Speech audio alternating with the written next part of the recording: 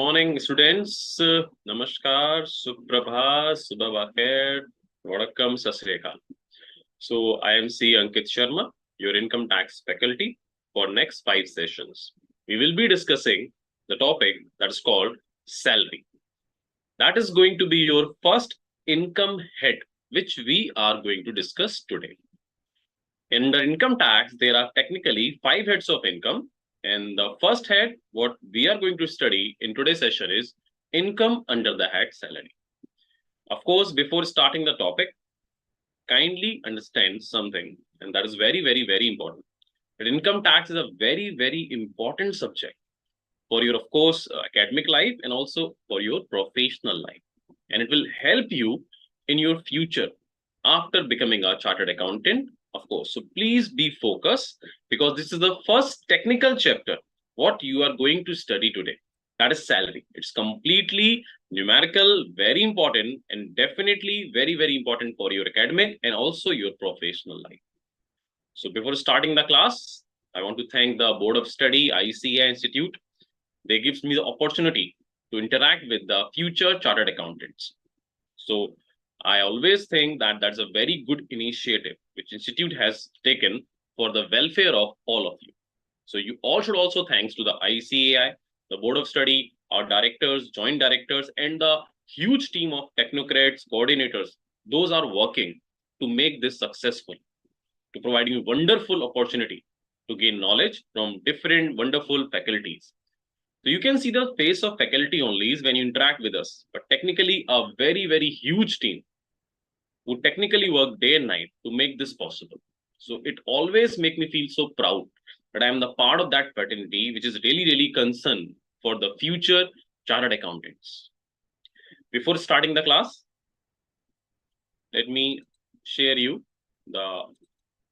some guidelines, of course, to get the maximum benefit from your virtual classes. So please try to follow these guidelines if you want to gain the maximum benefit from these classes. Of course, we all about the discipline. So discipline is the key to achieve any goal in your life. Please follow following guidelines or instruction that our notes are based on the study material issued by ICAI. I have already uploaded the notes on the portal yesterday. I believe that you must have downloaded the notes. If you did it yet, kindly download the notes after the class. All the provisions are for assessment year 2024 and 25. That is going to be in next year examination, that is May 24. So that assessment year is applicable for your May 24 examination, assessment year 2024 and 25, because you have already gone through the provision of basic concept and residential status. So you must know what is the meaning of assessment year, previous year, assessee, etc. So all queries will be taken after 30 or 40 minutes of lecture. So after I will take the class for 30 or 40 minutes. I will take all your queries. You can send me your queries anytime. But what I will do, I will take your queries after 30 minutes of a lecture. So it will not interrupt in our study or the provision what we are discussing. So you can send me any query anytime, but we will take all the queries simultaneously after almost 30 or 40 minutes of lecture.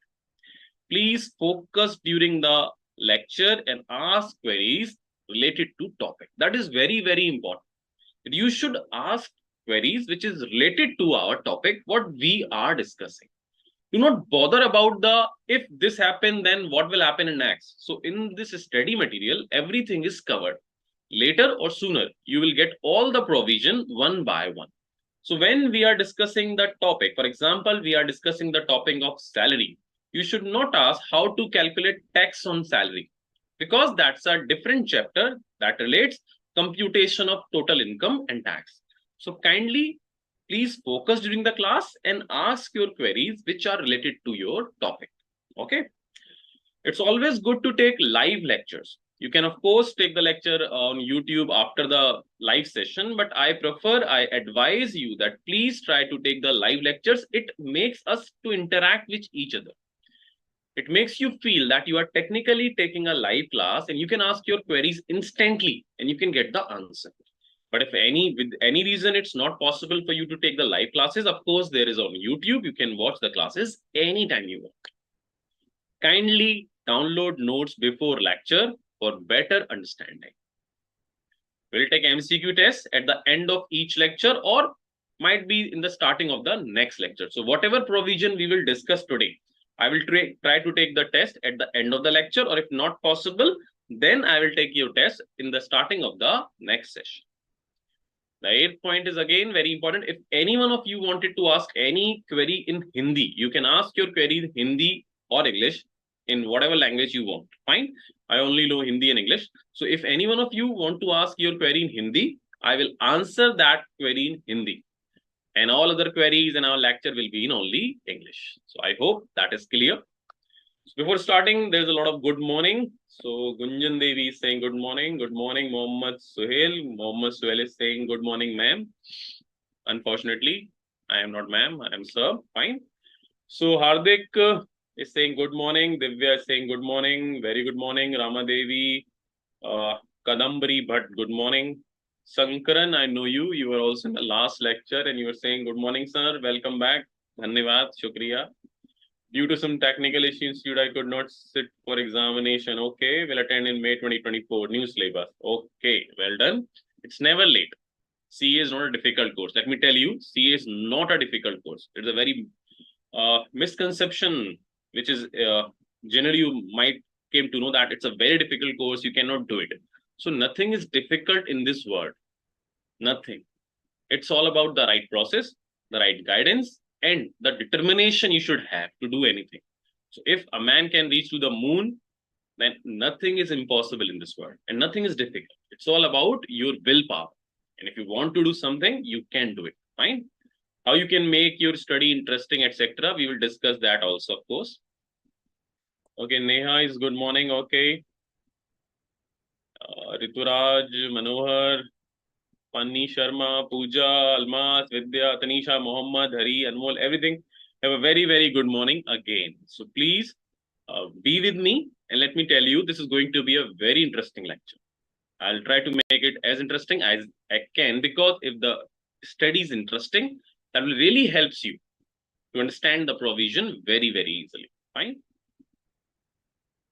Okay, Rachana is saying, sir, app is showing me that notes is not uploaded. You can go to the BOS site and log in with your CRO number. Then you will find the notes over there. Fine. So you will not find it on app. I guess might be it comes on an app after some time. But on site, you can find it out. Okay. Notes have been uploaded on the institute website. I have uploaded them yesterday only. Okay, Tushar is saying, sir, will you solve numerical problem? Each and every problem which has been given you study material, I will solve each and every problem.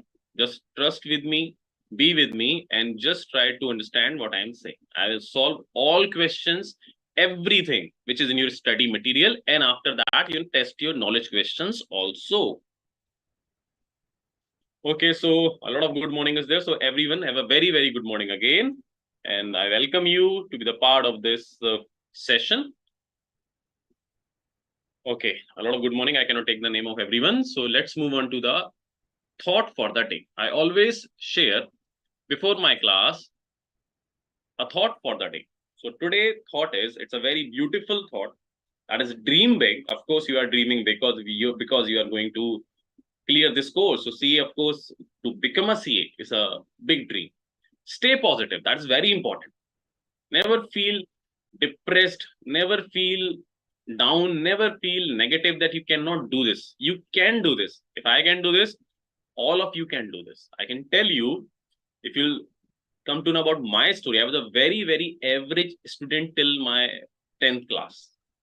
I was never thinking, my family was never thinking that I can complete this course. When I start doing chart accountant course, or when I got registration in this, everyone was saying, do not do this course because you are not able to complete it. It's a very hard course. It's a course for the topper of the class. But I believe on myself. No, I will see, can I do it or not? And I believe, and I was very determined that I will complete this course. The one thing is very important, be positive. Be positive, always stay positive. There's always a time to do anything in this life. So please dream big, what you have already done. Stay positive. Always believe in yourself. Whatever others are saying, just forget about it. If you want to do this course, if there is willpower that you want to be a chartered accountant, you want to fix this prefix before your name, CA, then you can do it. Work hard, of course, we have to do that. We have to work hard with a discipline. This is the basic core to be successful in this chartered accountancy course. You have to work hard with a discipline. I told you that I was a very, very average student of my school life. But when I decided to go into this course, I decided that I have to work hard. We have to study for a certain hours with a certain plan. You should have a plan. I will tell you how can you complete this course. And the last but not the least, enjoy the journey. It's a beautiful journey of your life. You might sometimes you will feel frustrated, depressed, tense, of course, nervous, of course, but this is the life, and you have to enjoy everything, whatever you have, because these days will not come back. So after becoming a chartered accountant, you will always remember that, wow, that was a time I was frustrated, I was depressed, but I overcome that. So this is the journey of your life. Please enjoy that. And of course, we are the part of your journey. So let's get started with the notes now. And this is the topic we are going to discuss in this session: income under the head salaries. Before starting this topic, you should know that under Income Tax Act, there are 5 heads of income. There are 5 heads of income under Income Tax Act. It's like this. There are 5 heads of income. You must have gone through these 5 heads of income name in, I guess, basic concept, chapter number 1. One is income under the head salary. So in this head, we discuss about the income which we have generated through salary income. What is the meaning of salary? How it needs to be calculated? How the tax is going to be applicable? We will discuss each and everything in detail, one by one. Just stay with me. I will explain each and every provision of your study material with numerical topics also. Clear? Second head is income from house property. Look, if we are doing service somewhere or we are doing job somewhere, then that income is going to be taxable, of course, under the head of salary. So that income, what we earn from a job, that is going to be taxable or will be chargeable to tax under the head salary.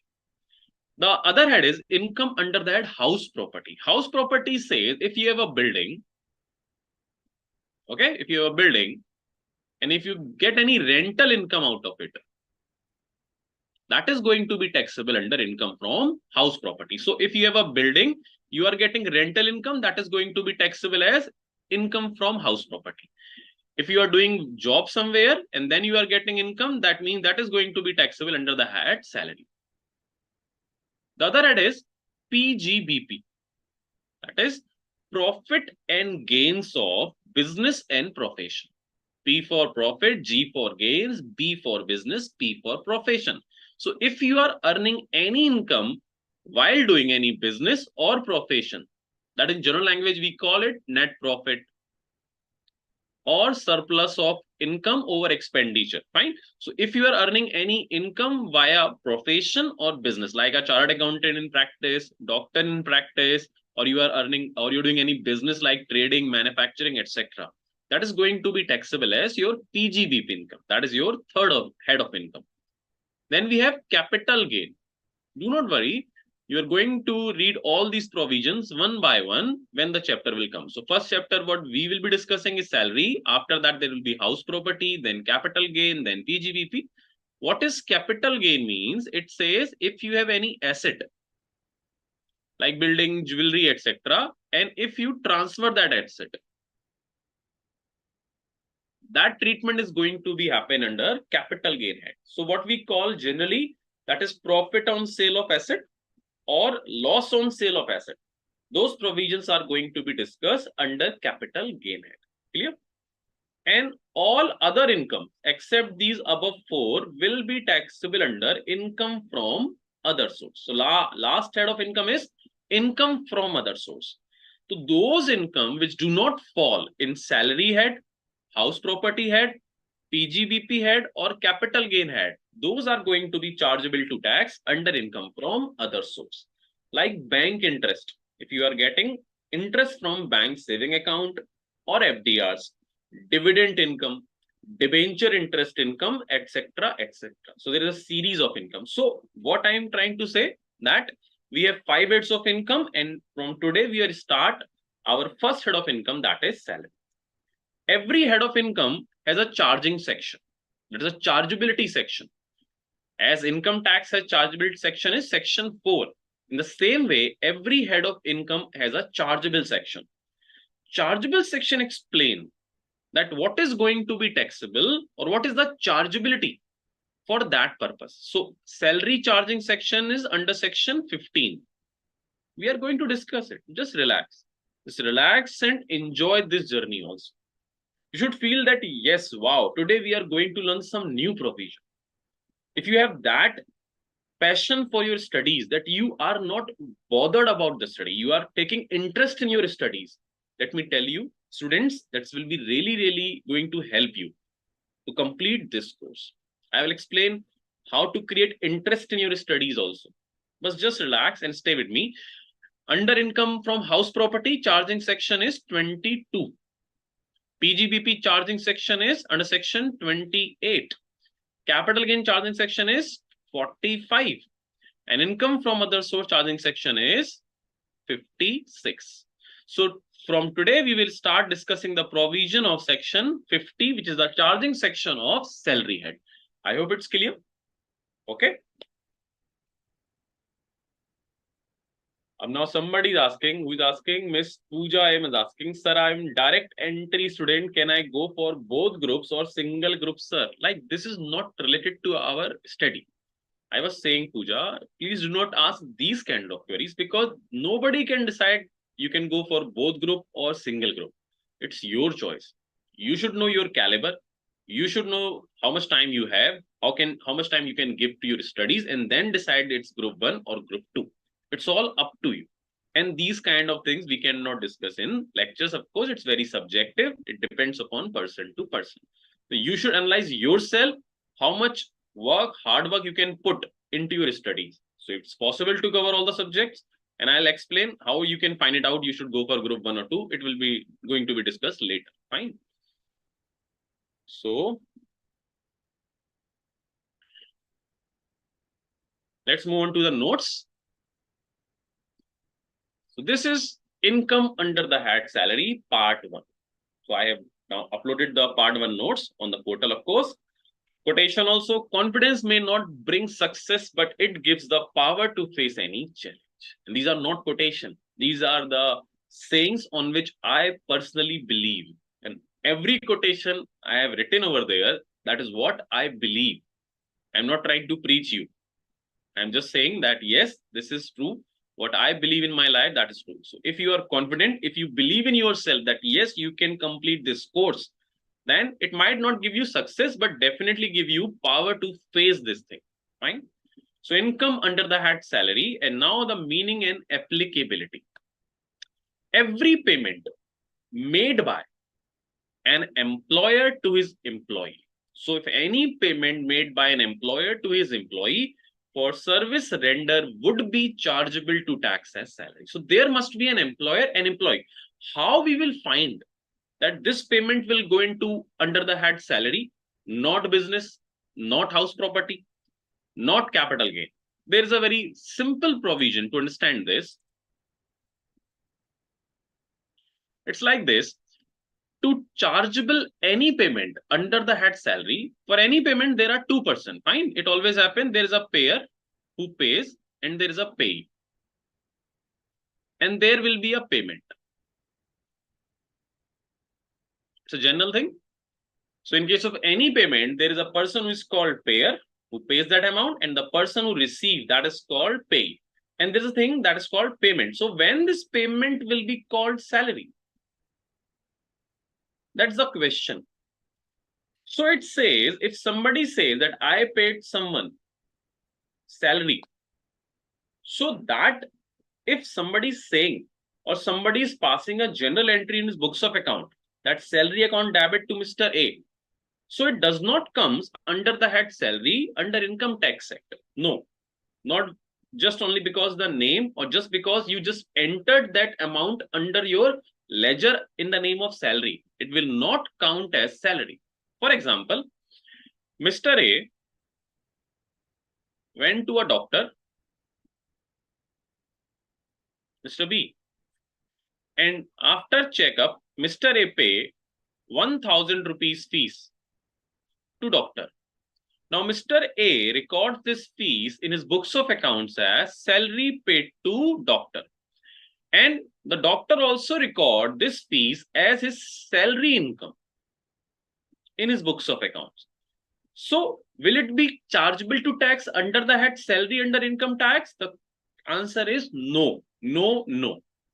As a Shakespeare says, naam mein kya rakha hai? It's the same thing. Naam mein nahi rakha. So the thing is say this, that just because it's saying, or just because you enter some amount with the entry or with the name of salary, it will not fall under the head salary income. So how we will find out that this payment will fall under salary or not? So there is a very simple provision. If the payer falls in the definition of employer, so if the payer is an employer and the payee is an employee, so if this relation is there, so if there is an employer and if there is an employee, then this payment will called salary. By whatever name you can transfer this amount, but for the purpose of income tax, this amount will be taxable under the head salary. If employer pays anything to employee and named it is fees, that will not be counted as fees, that will be taxable under the head salary. If it names it interest, it will be called a salary. So the transaction between employer and employee will be called salary under income tax act. Now the provision or the problem arises, what is the meaning of employer and what is the meaning of employee? So the employer-employee relationship says employer should be the characteristics of master. The employer should have the characteristics of master, and the employee should have the characteristics of servant. Now, when we read this word servant, we think about our maids, etc., sweeper, etc. No, the servant technical means who serve for you. That's a bad thing that we always think that servant means somebody who's working like a sweeper, maid, cook, etc., watchman. No, anyone who serve for you, that is called servant. So if there is a relationship of master and servant exist between employer and employee, then that payment will fall under the head salary in the heads of pay. Of course, that income is going to be taxable under the head of the person who is the receiver. For master, it is an expenditure. We are reading all the provision from the point of view of the receiver, from the point of view of B. So if there's a relationship of master and servant exist, then the payment will fall under the head salary. Now, what is the meaning of master and servant? So I can tell you it's a very simple language. If he has the power to give orders in respect of the services you are going to undertake on behalf of him. So if the master gives an order and the servant is need to obey that order, that is called the relationship of master and servant. So if somebody orders something and the receiver needs to obey that order, that is called the relationship of master and servant. That is called employer and employee. And if any payment flow from master to servant, that is going to be chargeable in the hands of salary income, in the hands of servant, or we can say receiver, or we can say pay. So this relation should be there. So because if we appoint a driver and we pay him salary 10,000 rupees per month, so we order him that please go to the mall, please go to the school, please go to that place. So he needs to just obey that. So that is master-servant relationship. But when we go to a doctor and we pay 1,000 rupees to Mr. B, who is a doctor, so do we order him that you should give me this medicine, that you should treat me like this? No. We tell them our problem and they will find a solution. So that amount is not salary because nobody is going to order them.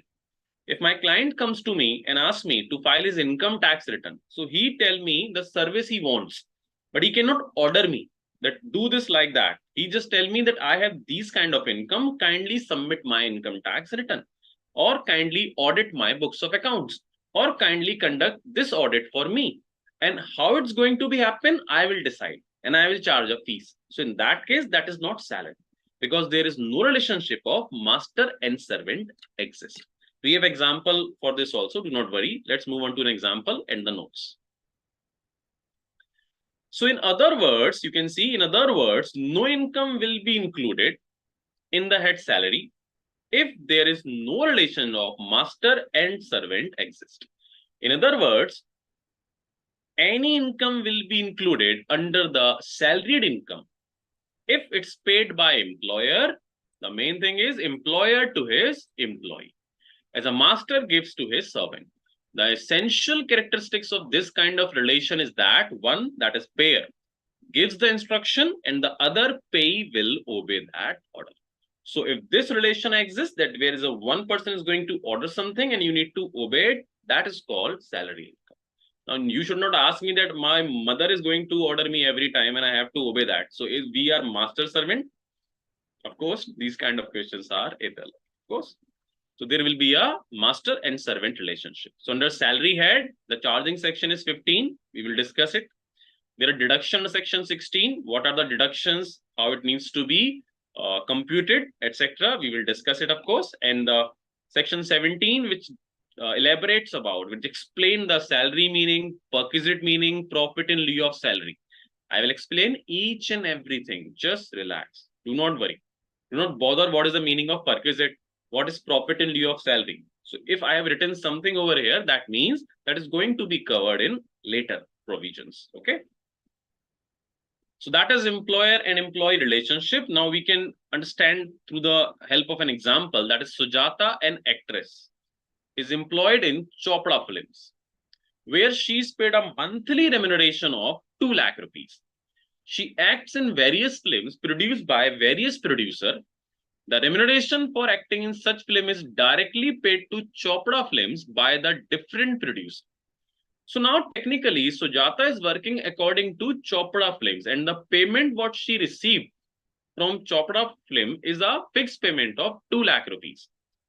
And the films has acted by her will be decided by Chopra Films. That's why the remuneration for acting in those films is received by the Chopra from different producers. So in this case, there is technically the master and servant relation exists between the actress and the Chopra Films. In this case, 2 lakh will be constitute salary in the hands of Sujata, since the relationship of employer and employee exists between Chopra Films and Sujata. Next, second point, salary paid to a partner by a firm will not fall under salary head, but PGBP head. PGBP explained you, that is profit and gain from business and profession. Why it is?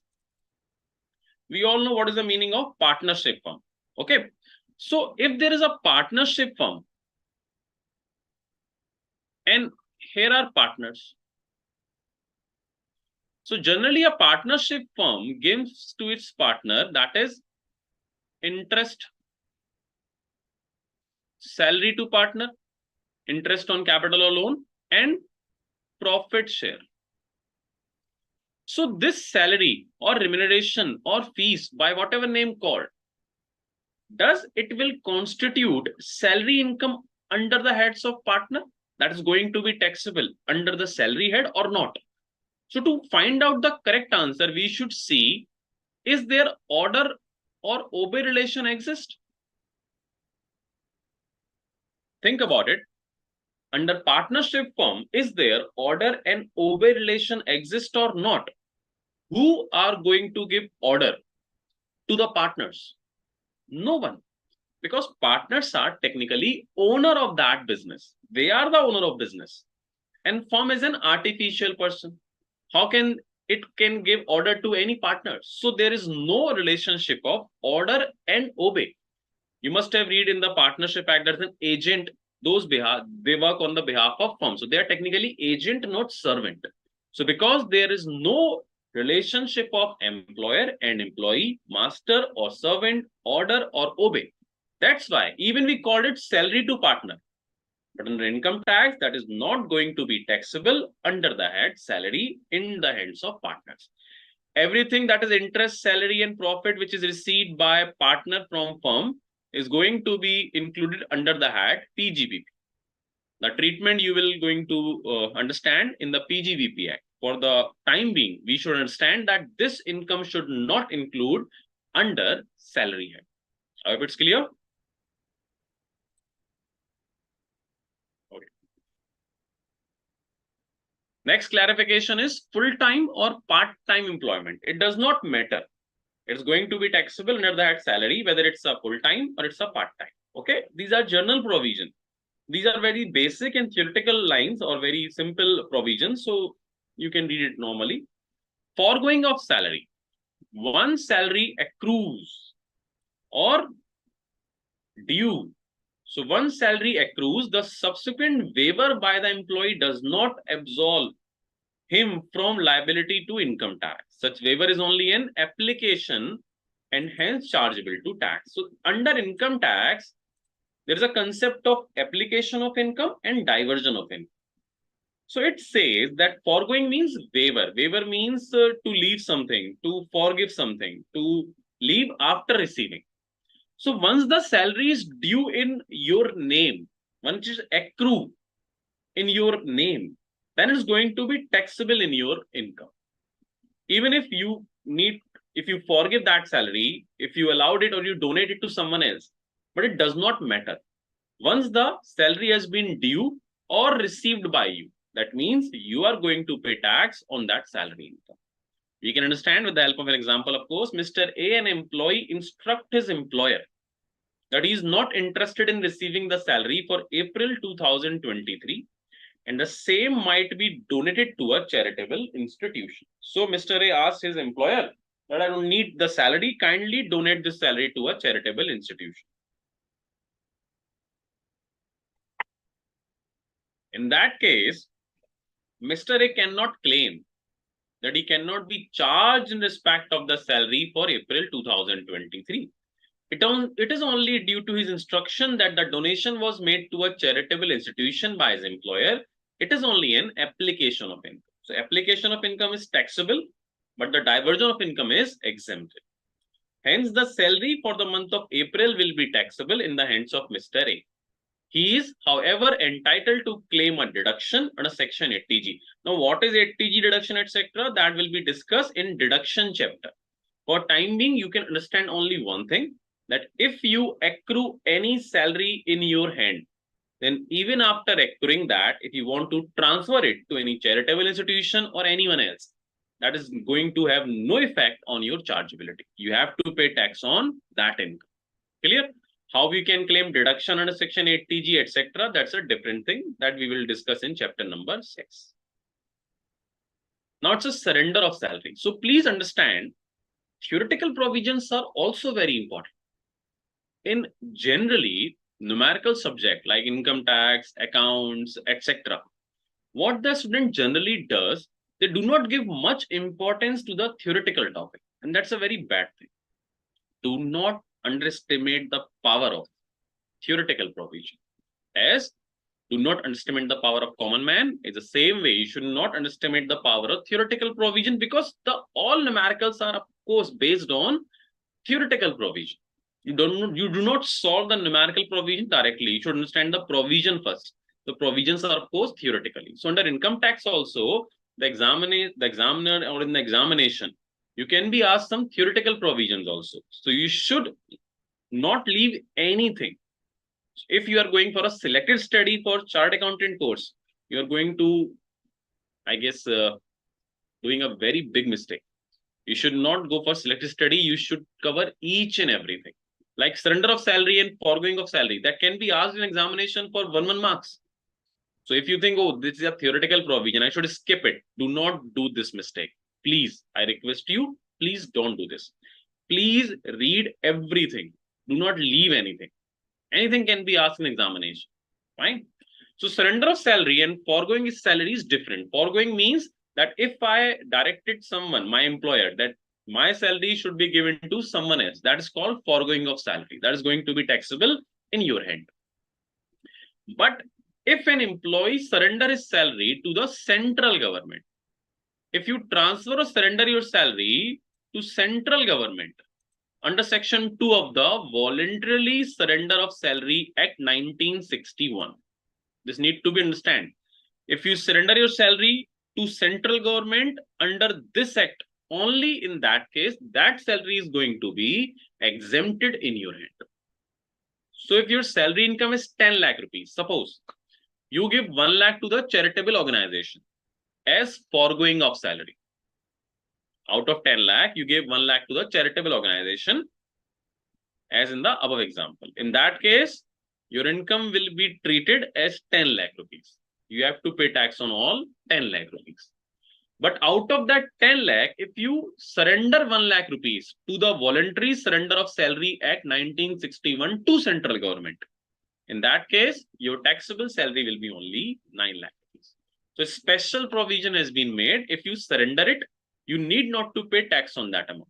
But if you foregoing it, if you are donated it, then you need to pay tax on that. Okay. Salary paid tax-free. This is another word means that the employer bears the burden of the tax on the salary of the employee. In such a case, the income from salary in the hands of the employee will consist of his salary income and also the tax on this salary paid by the employer. It's like this. For example, here is an employer and here is an employee. Clear? So his salary package is 10 lakh rupees. Example 1. So Mr. A's salary income will be treated as 10 lakh rupees. Simple. There is no confusion, of course. Now, example 2, suppose employer, employee. Okay. On this 10 lakh rupees, suppose the tax comes around 75,000. Right? Suppose the tax liability was 75,000. So employee pay this tax. So 10 lakh rupees is taxable income, suppose, and tax liability is 75,000, including cess, etc., etc. Example 2, suppose this 10 lakh rupees is salary income and the tax of 75,000, which is due on this 10 lakh rupees salary, employer said that this tax will also be paid by the employer. So your tax will be paid by employer. So he takes the responsibility to pay tax on your salary. So if your tax liability is borne by yourself, then your salary income will be 10 lakh. But if your tax liability is borne by your employer, in that case, this is also be your salary, and now your salary income will be set 10,75,000. That's called a kind of a perquisite. So what is the meaning of perquisite, etc.? We will discuss. It says that if the tax which is due upon the income of any employee, and if it is paid by employer, in that case, that tax also will be the part of his salary. So in example 1, your salary income will be 10 lakh, but in example 2, because the tax has been paid by employer, your salary will be 10,75,000. If out of this 75,000, employer said that I will bear 50,000 tax, in that case, your salary will be 10,50,000. Clear? Now, place of accrual of salary. Earlier, technically, place of accrual of salary is a part where you must have been gone through in the residential status chapter. In the second chapter, which is residential status, you must have gone through the provision when somebody will be a resident, non-resident, deemed resident, etc., etc. And there's a concept of income deemed to arise or accrue in India, etc. So that is related to these provisions. Under section 912, salary earned in India is deemed to accrue or arise in India. So I am not going to discuss the meaning of deemed to accrue or arise in India because you must have gone through this topic in chapter number 2. If it is paid outside India, so it says if you are working in India and you receive the salary outside India in some other country, still that is going to be taxable in the under income tax act of that person in India, because technically that is arise from India.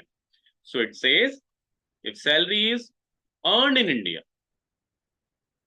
is deemed to accrue or arise in India, even it is paid outside India, or is paid or payable after the contract of employment in India comes to an end, like a pension. If you are working in India, you retired, you went outside India, and in that case, the pension is paying outside India, and you're receiving it outside India. Still, even after the contract of employment has been comes to an end, but that pension is going to be taxable, of course, again, because that will be treated as deemed to accrue or rise in India. And you must have gone through that if there is any income which is deemed to accrue or rise in India, that's taxable for resident, ordinary resident, not ordinary resident, and even for non-resident. Technically taxable for all kind of residential status. If an employee is paid pension abroad in respect of service rendered in India, the same will be deemed to accrue in India. Similarly, leave salary paid abroad in respect of leave earned in India is deemed to accrue or rise in India. After this topic, we will discuss the queries. If there is any queries, we will discuss. I will take those queries and we will discuss the queries and I'll solve the queries. Okay. Section 913 provide that salary payable by government to a citizen of India for services outside India shall be deemed to or accrue or rise in India. However, by virtue of section 10(7), any allowance or perquisite paid or allowed outside India by government to a citizen of India for rendering services outside India will be fully exempt. Individual assessee who are not citizen of India are entitled to the following exemption in respect of remuneration, salary received by them under section 10(6). So this section was earlier, I guess there was chapter number 3, income do not liable to tax. Earlier this chapter was later.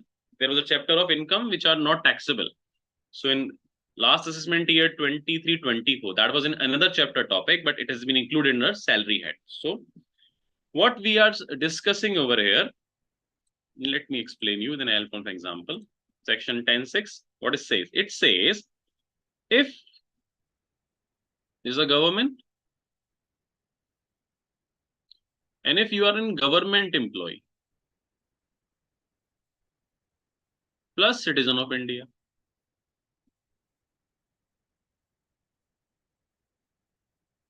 so what is the meaning of citizen of India? Chalo. You must have gone through the meaning of citizen of India, and I hope that you all are sincere. You are taking your study very seriously. You are working very hard. So you must have understood the meaning of citizen of India in chapter number 2 in your last sessions, of course. So can anyone tell me what is the meaning of citizen of India? How we can find out that we are citizen of India? I am a citizen of India. Might you all of also citizen of India, but can somebody tell me how we will figure out that somebody is a citizen of India? Whenever there's a form you are going to fill and they ask whether you are a citizen of India, we always click on yes. Why yes? How we find out that someone is the citizen of India? Let me see who know the answer. So waiting for your answer, let me see how we will find out citizenship of any person in India. What is the basic concept? Why you and me are citizen of India? Why? You have 1 minute to answer. Let me see. Valid ID. Okay, somebody's Suman Goel is saying Indian passport holder. And if somebody do not have any passport, that means they will not be citizen of India. Mrs. Suman Goel, how will find out if somebody do not have passport? Suppose I do not have a passport now. Okay. Rahul Sharma is saying valid ID. What is the meaning of valid ID, Rahul? No. Birthday. Okay. Indian passport.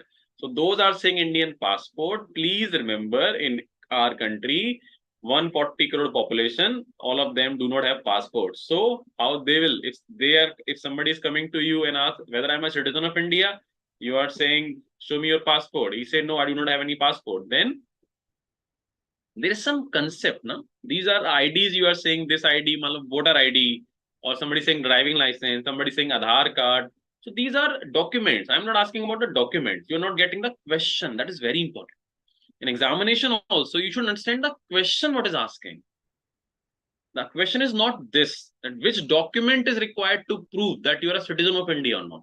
The question is this, what is the concept of being a citizen of India? Fine, I will tell you the document also, do not worry. I will tell the document also. But I just want to know what is the concept of being a citizen of India. Born in India, Bhavika Kumari is saying, okay, Jay Patel is saying means on the basis of residential status, no basis of residence of India. Okay, it's not completely wrong, but it's not completely right also.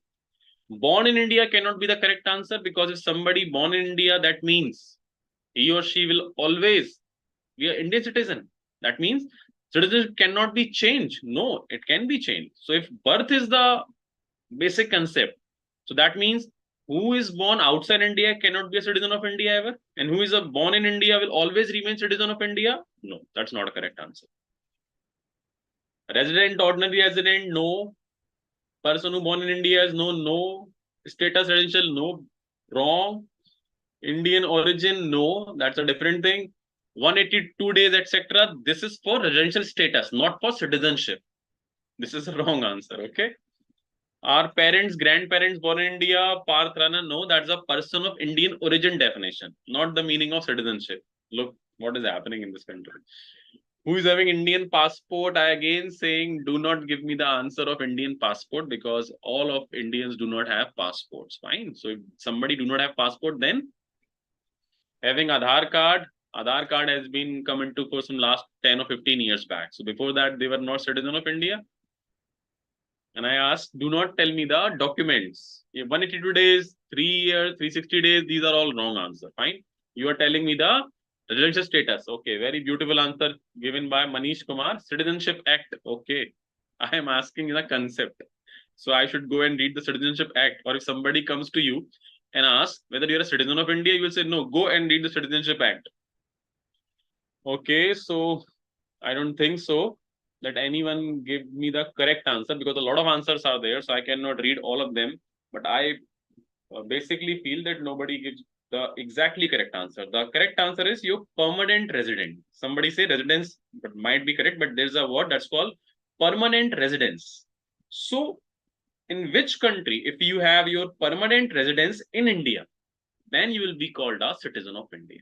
Okay. So if you have a permanent residence in India, you know that form, there will be a 2-column permanent address and correspondence. So in that case, if you have a permanent residence in India, permanent address, residence, then you will be called a citizen of India. The document is, of course, the passport. But the problem arises if somebody do not have passport, then, so technically, if somebody is in India and he or she do not have a passport, that means he or she never went outside India. And because if somebody do not have passport, that means he or she never went outside India. So that means he or she will be a citizen of India automatically. So those have passport, you can find out the country. If the country name is India, he or she will be a citizen of India. Those do not have passport, that automatically means they are citizen of India because they never went outside India.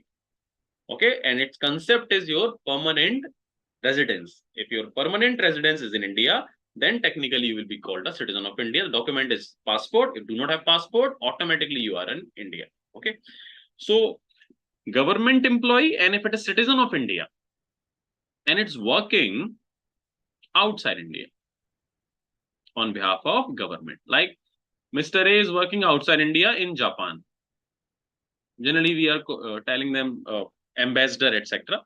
So government pay him salary outside India. So he is a citizen of India, but he's working outside India. He's getting salary outside India. So salary is earned outside India because working outside India and also received outside India. But this will be called deemed to arise in India. And in this situation, generally he will receive salary, basic salary, allowances and perquisites. So in this situation, only basic salary will be taxable and allowances and perquisites are exempt from tax.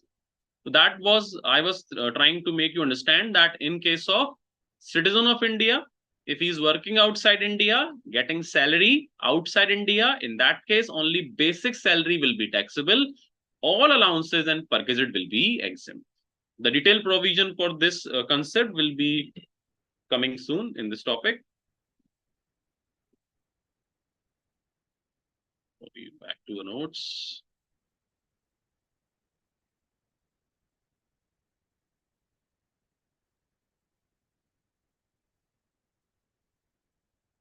Okay.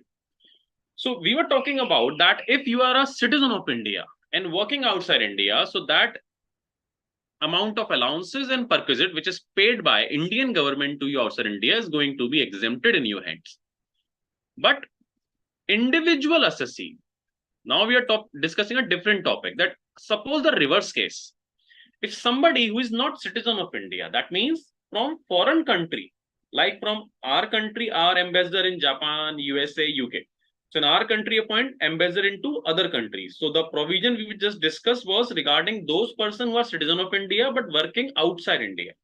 Now there's a reverse condition, like US government ambassador comes to India and working here.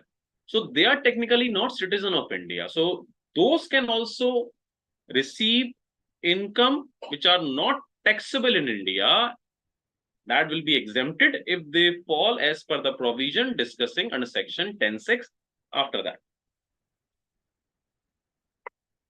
So we are discussing now about those citizens, those are not citizen of India and appointed in India on behalf of foreign government. And because they are in India, so foreign government is paying them salary, etc. in India. So they are receiving salary in India. And you must have gone through that if any income which is received in India is also taxable for everyone, whether you are a resident, non-resident, etc. So if any income arise in India is taxable, whether received anywhere.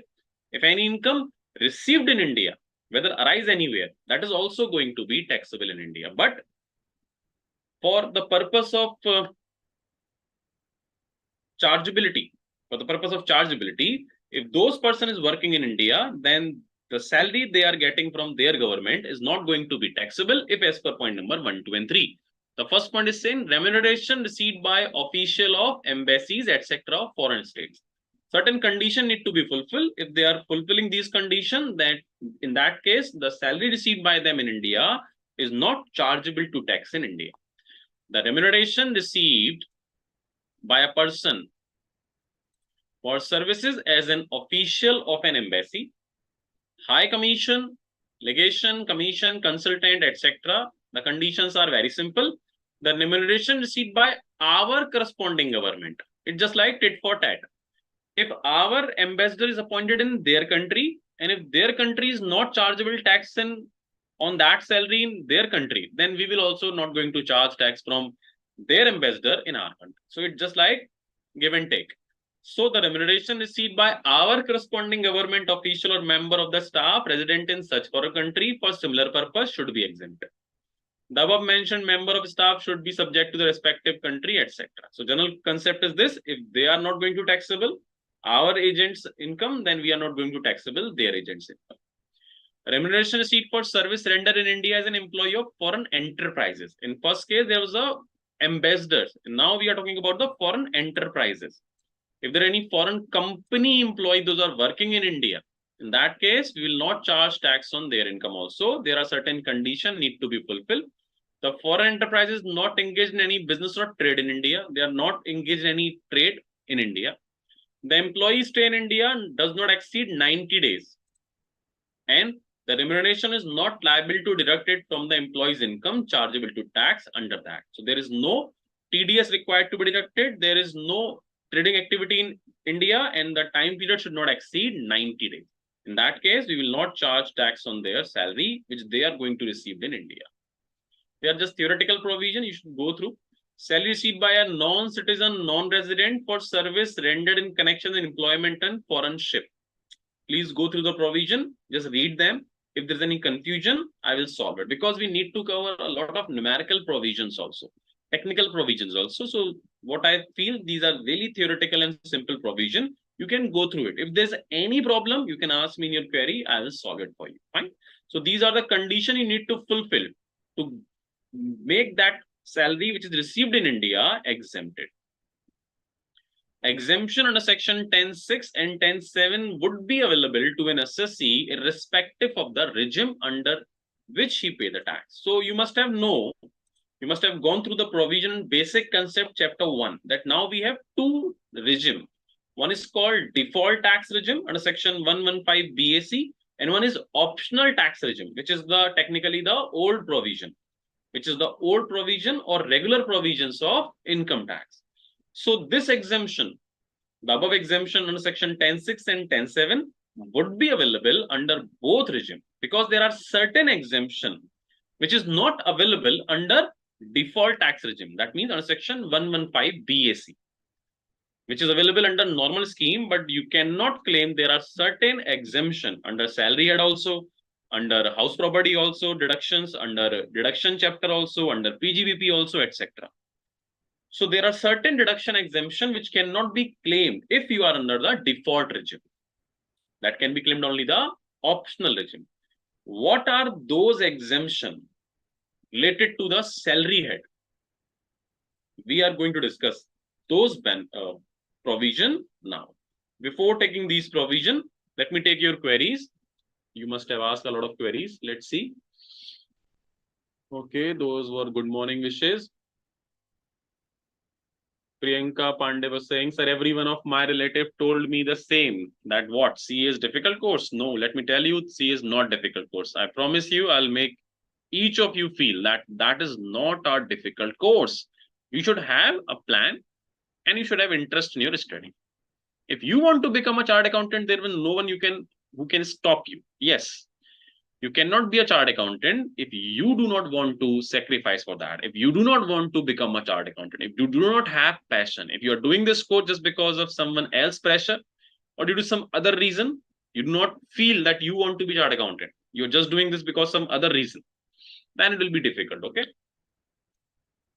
Okay, Shreyas is asking, sir, how many attempts did you take to complete your course? Look, these are kind of question I'm saying. These are not related to our topic. What you will do it?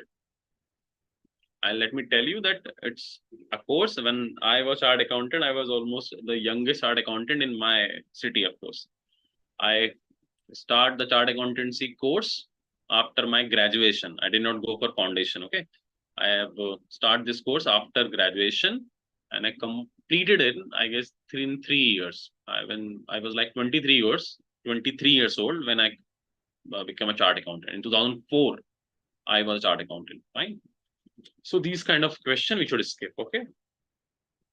If I have time, if we have able to complete the course or the topic within our session and we have left with our time, then we will discuss these kind of questions, the journey, the attempt, okay?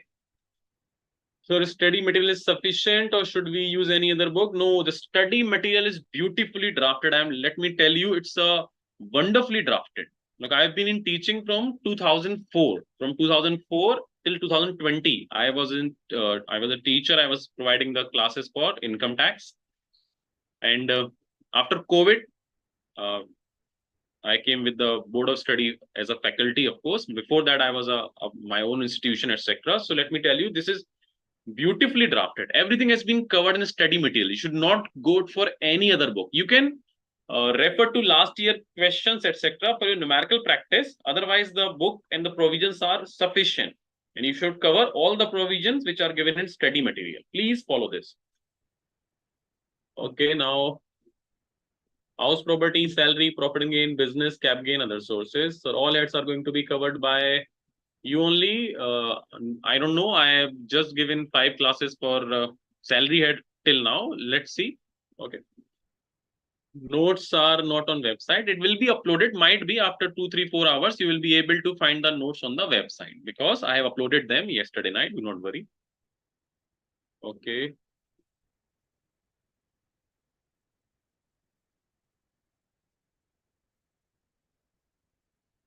Asta is saying, I've entered through direct entry after my marriage and I have 4 years old daughter. You motivated me again. It's very tough to manage everything at the same time. Let me tell you, everything can be managed. You should need to know how to manage. Fine.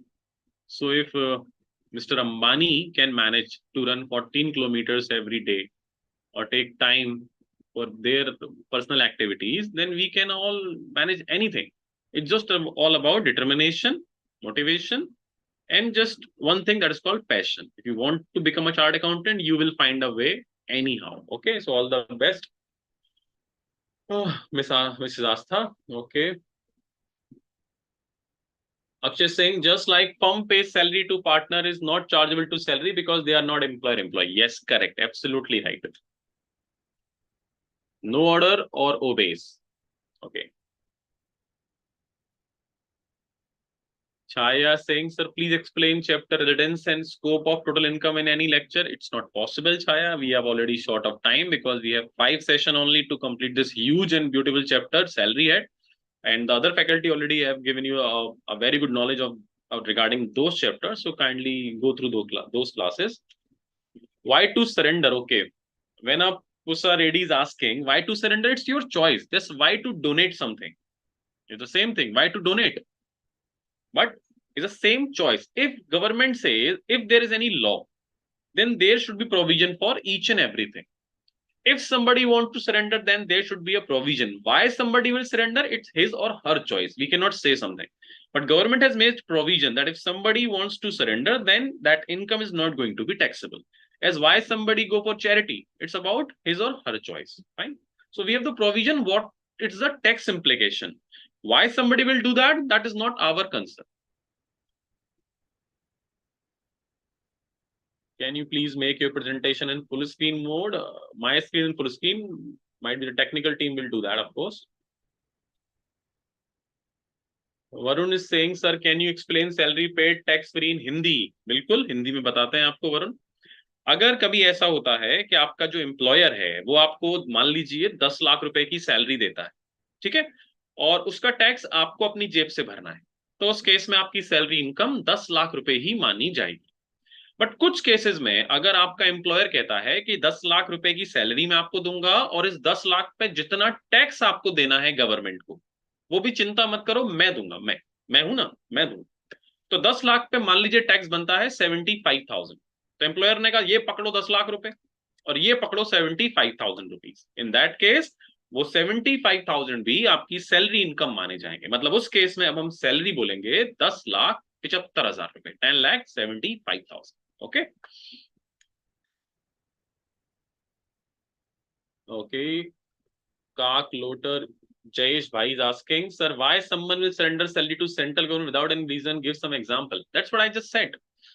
Under income tax, we just need to know what is the treatment of something. Why somebody is going to surrender his salary to government, that his choice or her choice.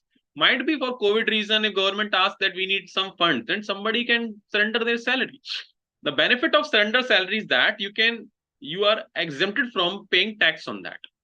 If you donate it or if you go from any other way, you might need to pay tax on some amount of that donation. It's not possible. It's not necessary that you will get the full exemption. But if you surrender it via this act, then that is a certain thing that you need not to pay any tax on your salary. So why somebody will surrender, that is a different case. Okay. We do not have answer of why. Okay, so Indian passport, etc. queries, you will next queries. Okay.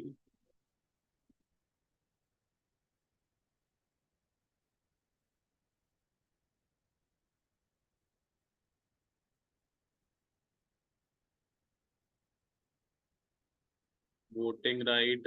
Okay. Citizenship. Permanent address, correct answer was given by Rama. Yes, okay, good. Okay, Parth Rana is saying got the concept, sir. Very good. High five from Wi-Fi Parth. That's why we are all here. Priyanka is got it by birth, destination, grandfathers. Okay. You are getting confused with religious status, person of Indian origin. No. The important thing, you should understand the question first. The question was for citizenship. And most of you were giving answer regarding the residential status, the days, etc. So that was not correct. Okay. Mamta is saying till now everything is clear, no doubt. Well done, very good. Notes not available. You will find the notes after 3-4 hours. Do not worry. Fine, I will check after the class also, but I have uploaded that. Okay. Next question is Manohar Sarji. If employer is pay tax in above example, then the same tax will pay by employee also, or they pay only 75,000. That's a good question. Okay, very well question. If you technically see that in case of tax paid by employer, it's a kind of a loop. The example we discussed that Mr. A is an employer. He pays 10 lakh rupees salary to Mr. B, who is employee. And the tax liability was 75,000. Suppose, fine.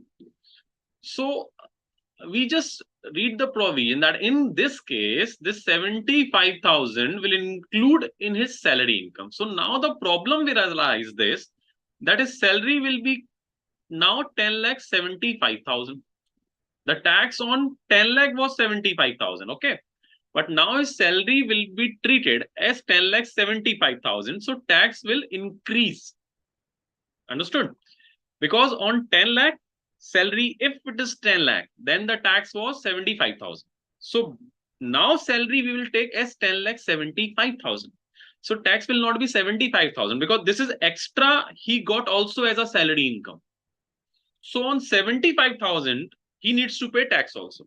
So that might come, for example, 81,000. Now the tax liability is suppose 81,000. So employer paid technically 75,000. So balance 6,000 he might need to pay by himself. So there is a loop. So when we say there's a tax-free salary, in that case, the tax we are going to calculate on 10 lakh, that is 75,000. But if that is going to include in his salary income, then the tax will increase, of course. And now the tax might be 81,000 or something else. So the balance some amount need to be paid by the employee also. Okay. That was a good question. Clear, Mr. Manohar Yadav? Okay, next. Now somebody is asking, Ms. Chaube, Arvind is asking, GST lecture kab start hoga? I don't know. Please check on the portal. Okay. Harshd Kumar Thakur is saying, please Hindi mein bhi samjhaya kare. I cannot speak in Hindi. I can solve your queries in Hindi because our medium has been prescribed by the institute and that can be only in English. Okay. Okay.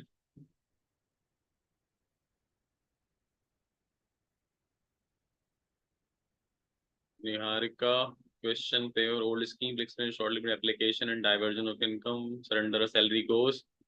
Your module page is different as new module. I have included all the provision which is in your study material in our notes also. My notes is also based on the study material. All the provisions in your study material and notes are same. Might be in starting there's a format to how to calculate salary, etc. That is not included in the notes. All the provisions, these are exactly copy paste from your study material. Okay.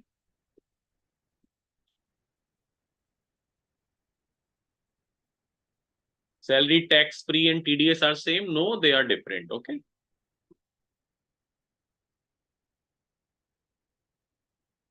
Salary paid to employer as business expense for the employer. Yes, if salary paid by an employer to his employee, that is an expenditure in the hands of the payer, the employer. Employee in employee hand, it's an income. In employer hand, it's an expenditure.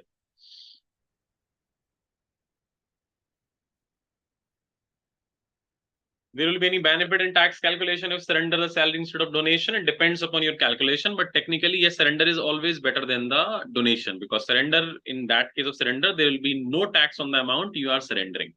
In case of donation, there might be some amount that can be taxable, depends upon the donation provisions that you will be going to study under chapter 6.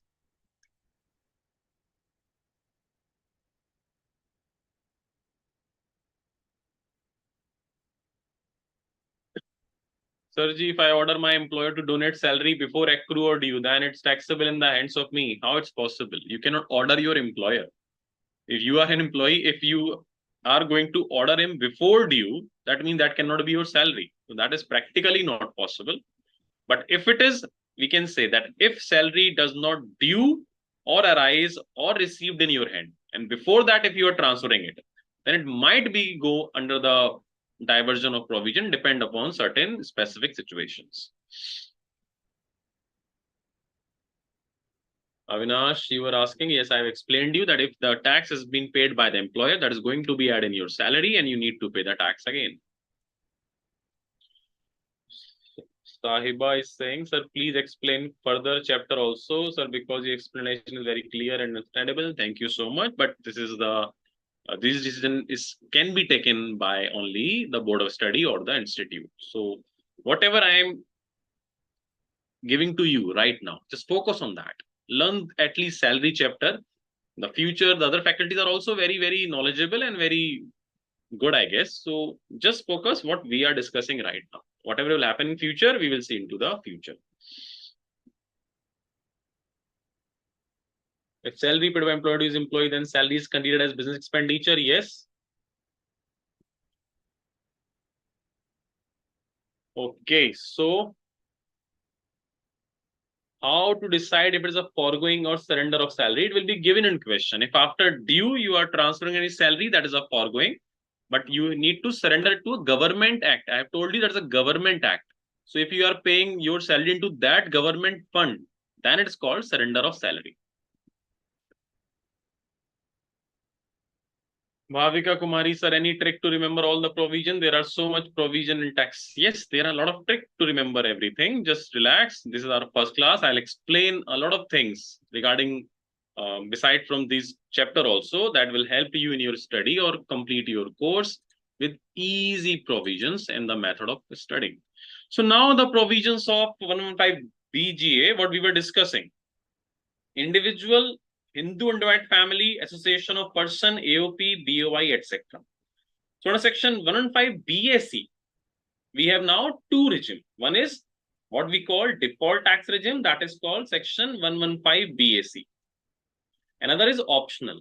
So I've explained you that there are certain deduction exemption you need to waive if you want to calculate your tax as per section 115 BAC. What are these exemption deduction you need to waive under salary head? That is going to be discussed. So these are the provision, the rates you must have gone through in chapter 1, that if you opt for the default tax regime, then up to 3 lakh, there is no tax. After 3 to 6, there is 5%, then 10%, then 15%, then 20%, then 30%. I have copied that sheet from the chapter 1 just to make your memories to understand that these provisions, what we have discussed, are going to come again in this chapter number 3. So now these conditions, these are also given in chapter number 1, the basic concept. I have copied it because these are related to our salary topic. There are certain deduction exemption you need to waive. You need to waive for calculation of salary income if you go for your default tax regime. That means section 115 BAC. What are these exemption you need to waive? There is section 10.5 leave travel concession. What is leave travel concession, etc. That is going to be discussed in this chapter later. And in that topic also, I have written that this exemption you cannot claim if you opt for section 115 BAC. But for a summarized way, I have written over here in a single format, so you can learn all of them once also, at once. There is section 1013A, which is giving the benefit for house rent allowance. Exemption you cannot claim if you opt for section 115 BAC. You can claim this exemption if you going for optional tax regime. But if you are in our default tax regime, then you cannot claim these exemption. So these section 10.5, 1013 income is going to be fully taxable. Section 1014, exemption in respect of special allowances. There is a number of special allowances. Out of those special allowances, you can only claim 3 special allowances under default tax regime. There is almost 15 to 20 special allowances. Out of those 20 special allowances, only 3 can be claimed for exemption purpose for default tax regime. And all of those 20 can be claimed as exemption if you opt for your optional tax regime. What are these 20 allowances? What those 3 allowances are, we are going to discuss later in this topic. Section 1017, which is daily allowance or constituency allowance, or MP of MLAs. This allowance exemption also cannot be claimed if you are under default tax regime. Section 1032, that is the exemption in respect of income of minor child, including the income of parent. That is related to clubbing of income provision, but we are discussing it over here because in certain cases it can be asked in salary question that Mr. A is getting salary having a minor child also. But detail of this concept, this exemption is going to be discussed in clubbing chapter. So this is also you need to waive if you are going for default tax regime. Then we have deduction of entertainment allowance and professional tax. You cannot claim these deduction also if you are going for our default tax regime. We will discuss all these deduction exemption in detail later. Now we have an ideal format to calculate your salary head income. First of all, in question, we have to find what is the basic salary. Basic salary means the salary which is due during previous year. So for your examination, your previous year is now 23-24. That means we are talking about the time duration which start from 2023 1st April and it will end on 31st March 2024. And our assessment year is of course 24-25. So it says if any salary due during this time duration, that will be called your basic salary. If it is due. Advance salary means the salary you receive but not due in previous year. So if you receive any salary but without it has been accrued in your account, you received it, that is called advance receipt. That is also going to be taxable as your salary income. M stands for monetary. These M means these are all monetary payments. That means you are going to receive those in cash, check, or bank. NM stands for non-monetary. So those you are not going to receive in cash, bank, or check. That is technically called non-monetary items. So those stands with M, that means monetary. NM is non-monetary. Arrear of salary. I will explain all these three, basic, advance, and arrear, just after reading this provision. Arrear of salary means if any salary which is received in previous year but was never due earlier, that's called arrear of salary. If any salary received due to retrospective effect, there's a very beautiful word we use for it, that is any salary received due to any retrospective effect, that is called arrear of salary. What is the meaning of arrear of salary? What is the meaning of basic salary? What is the meaning of advanced salary? Let me discuss it with you with the help of example also.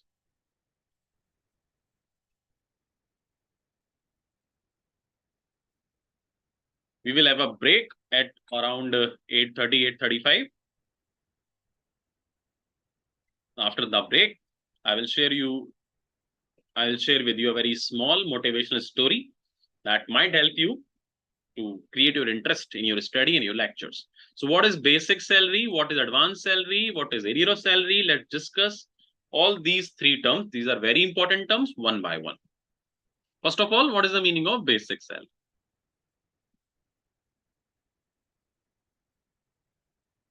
Okay. So what is the meaning of basic salary? Basic salary means which is due during previous year, whether received or not.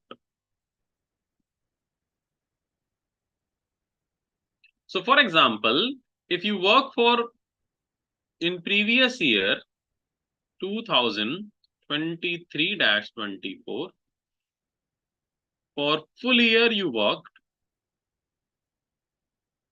but received only 9th month salary. You work for 12 months, but you receive only 9 months salary. So under section 15, the provisions say, the charging section say that salary is taxable on due or received, whichever is earlier. If you need to find out that how much salary is going to be taxable in this year, then you need to find out whether it's due or received, whichever is earlier, or from the point of view of numerical provision, we can say, we can write higher. That is going to be taxable. Now, in the above example, if you will say the due salary is for 12 months, but the received salary is only for 9 months. So whatever is earlier or higher, we can say, so 12 months salary is going to be taxable. And that is going to be taxable in basic salary head. Clear? So what is the meaning of basic salary, which is due during previous year, whether received or not? So if the salary is, for example, 1 lakh rupees per month, then 12 months, that means 12 lakh. Due is 12 lakh and received is only 9 lakh. Still, you have to pay tax, or the salary chargeable to tax will be 12 lakh rupees, because due or received, whichever is higher. Now, suppose in previous year, 23-24. Another example. Suppose in previous year, 23-24, you work for 12 months, but your employer paid 16 months salary to you. Salary was 1 lakh rupees per month. Your employer paid 16 months salary to you. You received 16 months salary, because that means 4 months advance salary. So if we'll put in the formula, that is the salary due or received. I told you whichever is higher. So now 12 lakh will be due, but received is 16 lakh rupees.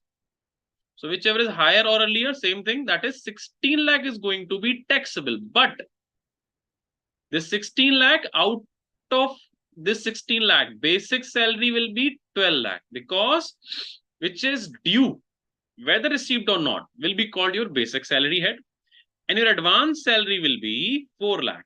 Why? Because advance salary definition says which is received but not due. So out of this 16 lakh, how much salary you received which does not due? The 4 lakh is the amount of salary which is received but not due, because you worked only for 12 months, but you got the 16 month salary. So those 4 months salary will be called advance salary. Now the problem will arise in next year. In previous year, 24-25, you work for 12 months, but you will receive salary only for 8 months. Why 8 months? Because 4 months salary you have received as advance salary in last previous year. So you worked for 12 months, but employer paid you only 8 months salary, because 4 months salary of this year you have received as advance salary, and which has been taxable in previous year, 23-24. So now if you go with the section 15 provision, then it say whichever is higher. Now problem will arise. It will say 12 lakh is going to be taxable, because it's 12 lakh and this is 8 lakh. So if you go with the literal meaning of the section, that say 12 lakh need to be taxable. But if we tax the 12 lakh, that means the 4 lakh will be taxed twice, because out of this 12 lakh, 4 lakh already has been taxed in last previous year as advance salary name. So if we tax full 12 lakh rupees in this previous year 24-25, that means in this 12 lakh, this 4 lakh is already included, but which have been already taxed in the last previous year. So if we tax 12 lakh, that will be a double taxation, and income tax say, no, there will be no double taxation ever in the income tax head. So the provision says that if any salary is taxable as advance salary, if any salary is taxed as advance salary in any previous year, then that salary will not include in the previous year, it will due. So whatever is the advance salary which has been received in last year need to be deducted out of the salary which has been due in the current previous year 24-25.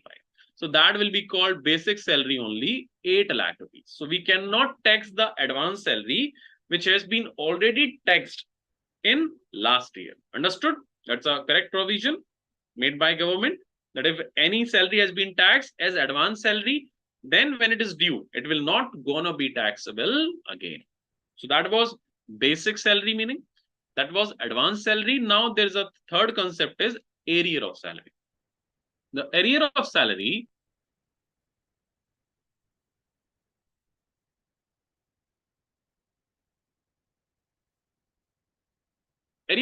means that, for example,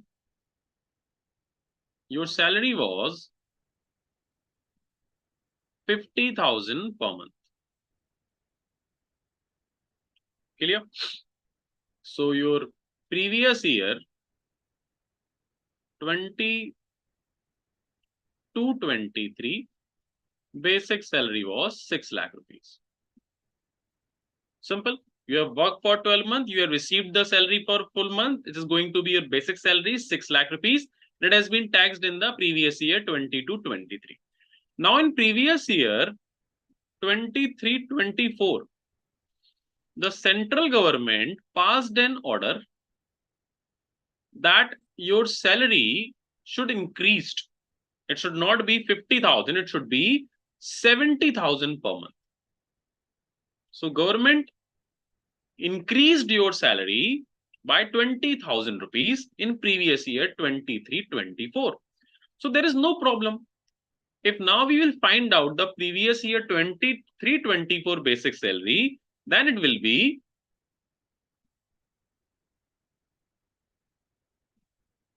normal due salary is 8,40,000. But the problem will arise. There's a new problem arise. What is the problem? Government say this salary 70,000 should be from 1st April 2022. So the government effect the order has come in previous year 23-24. Order has been passed in 23-24, but it is applicable from back date. That is called retrospective effect. Retrospective effect. The provision says if some order has been passed, for example, order has been passed in 1st April 2023, means in this previous year, but it is effective from back date. So that kind of order is called retrospective effect. So on 1st April 2023, government says that your salary should be 70,000 rupees per month, but with effect from 1st April 2022. So in that case, for current year salary, we can take 8,40,000, but the last year we have received only 50,000. So the balance increment of last year, which is 20,000 per month into 12, that is 2,40,000. That should be received in previous year 22 and 23 and must be taxed over there. But it cannot be done because the order has been passed in current previous year. So we were not know that this increment is going to take effect. So if there is any order which has come in the present day but having the backdate effect, or we can say retrospective effect, so this 2,40,000 we cannot tax in this year now because this year has been gone and we do not have a time machine. If we have a time machine, in that case we should go to the back date and we can tax our salary including this 2,40,000. But because until we do not have any time machine, so what can we do? We need to tax this 2,40,000 in previous year 23-24. But remember, this was technically the salary of 22-23, but it was not due in 22-23, not received, because we did not know about this kind of judgment. So it has never been due in 22-23 because we were not aware of it. So in that case, because this is related to 22-23, but cannot be taxed in that year. So that can only be taxed in current year. This 2,40,000 can be taxed in this year, and this will be called arrear of salary. So if there is any arrear of salary taxable in any year, that means it is not related to this year. It is the salary which is related to any previous year. And due to some retrospective fact judgment, we need to taxable it in the current year. So now we understood the meaning of basic salary, which is due in the current year. We know the meaning of advance salary, which is not due but received in current year. And now we know the meaning of arrear of salary, which is received and due in certain year, but it relates to some other year. And but due to retrospective fact, we cannot tax in the previous year, or we can say preceding year. So we have to include that salary in current year. In respect of arrear of salary, we have a benefit of called relief. The provision of relief under section 89(1). That will be discussed later. So do not worry about that relief provision. When we will discuss this provision theoretically, there will come a section which is called relief under section 89(1). But we will discuss the provision of 89(1) later. Okay. So moving on to the notes. So now you know the meaning of basic salary. Now you know the meaning of advanced salary. Now you know the meaning of arrear of salary. Then we have taxable portion of gratuity, pension, leave encashment. What are these things? These things are like compensation, which generally received after your retirement. So those are called gratuity, pension, encashment of earned leave. What are these meaning and the taxability process? We will discuss it. Any fees, bonus, commission, profit in lieu of salary, that is also going to be taxable. What are these things and the tax implication? We will discuss it. Taxable portion of allowances, what are the meaning of allowances, etc. We will discuss. Taxable portion of employer contribution to RPF, that is recognized provident fund, interest, etc. That is going to be discussed in detail. Taxable value of other perquisite, of course, we will discuss it. The total of all these above 8 points from 1 to 8, that's called gross salary. Then we have to deduct deductions. There are certain deductions like standard deduction, entertainment allowance deduction, and professional tax deduction. One by one, we will learn each and every point. We just understood only these 3 points. I've explained you only these 3 points, and one by one, we will discuss all points from point number 4 till point number 10. This is the salary chapter we have to cover, of course. So this is the format. It's just like a trailer of a movie. So in the movie process, we have to understand each step one by one in detail. We just discussed the provision of basic salary, advanced salary, and arrear of salary. Clear? To calculate income under the head salary, 4 main components are as follows. We have to find these 4 components to find out the salary income. This is technically the summary of this above format. So out of these 10 points, I have summarized in these 4 categories we need to calculate. First is basic salary, advanced salary, arrear of salary, commission, bonus, etc. Generally, these are monthly payments, except arrear of salary. I've explained you, arrear of salary is not monthly because it is related to some other year salary and you received it in a lump sum amount. And these are generally monetary. Allowances generally monthly. The nature is they are generally received by us monthly and it's monetary in nature. Compensations and profit in lieu of salary generally received after service, like gratuity, pension, etc. And generally they are one-time payment. You receive in a lump sum amount, except pension. Pension generally we receive monthly. So pension is also received after retirement. Gratuity is also after retirement, etc. But the difference is pension generally we receive monthly, but other things like gratuity, leave encashment, other compensation, we received it in a one-time amount. Fine. And taxable if received during service. Generally, we do not receive these compensation during service, but if any compensation which fall in category C, if this is received during service, this is going to be taxable. This point also have been explained individually when we will discuss the provisions of pension, gratuity, etc. These are also monetary payments. The D point talks about perquisites. These are also generally monthly, but these are non-monetary. So I am not discussing over here what is the meaning of allowances, what is the meaning of perquisite, because we will discuss these topic in detail when we will come across with this topic. One by one, we are going to discuss this. Now we have section 15. The section 15, I have explained to you that salary is taxable is due or receipt, whichever is higher or earlier. To deal with basis of charge, salary is chargeable to tax either on due basis or receipt basis, whichever is earlier. However, where any salary paid in advance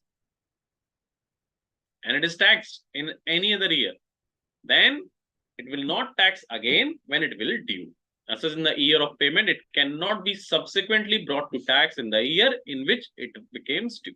I've explained you with the help of an example, of course. If the salary paid in arrear has already been assessed on due basis, the same cannot be taxed again when it is paid.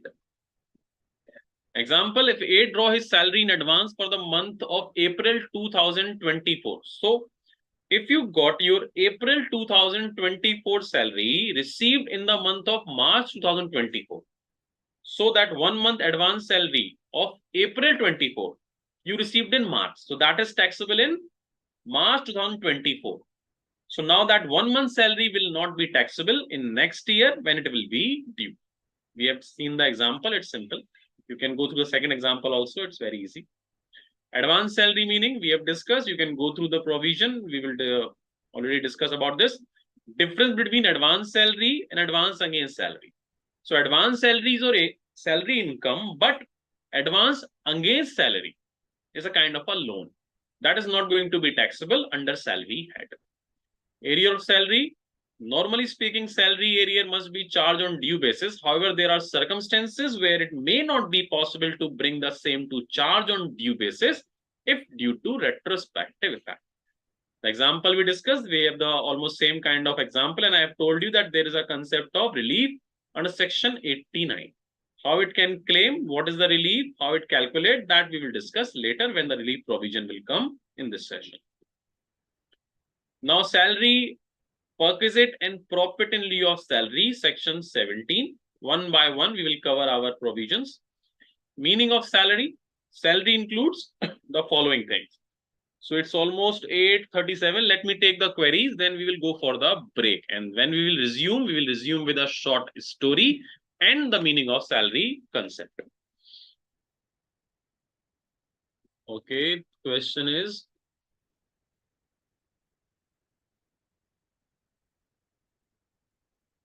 Hari Singh is asking 75,000 also called, no, it's a kind of a perquisite. 75,000 paid by, that's kind of a perquisite. Sir, kindly say what to do in examination. Examination is very far. You should ask, sir, how to study. That is a better question than this, that what we should do in examination. Fine.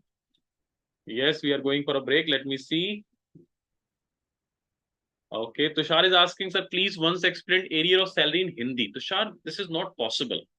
I can answer your queries in Hindi, not the concept. If I'll go for concept in Hindi, so might be we need at least 8 or 9 lectures for salary head. So I can explain everything in Hindi as well as in English also. So I asked in the starting that you can ask your queries in Hindi, not the topic. You cannot say, sir, explain the advance salary, arrear of salary, or pension provision in Hindi. So that will be the Hindi lecture, and we are not allowed to, we are not supposed to deliver our lecture in Hindi. So these are the English medium what we have choose. But if there's any query regarding any point, then I can explain that point in Hindi. Okay. Somebody is asking Mr. Kaklotar Jayesh Bhai, sir, repeat arrear of salary in short. We are on YouTube. You can scroll back and you can watch arrear of salary as many times as you want. So I cannot repeat it again and again. You can make the video, of course, scroll back. So please highlight the important section and subsection, but remember everything is important.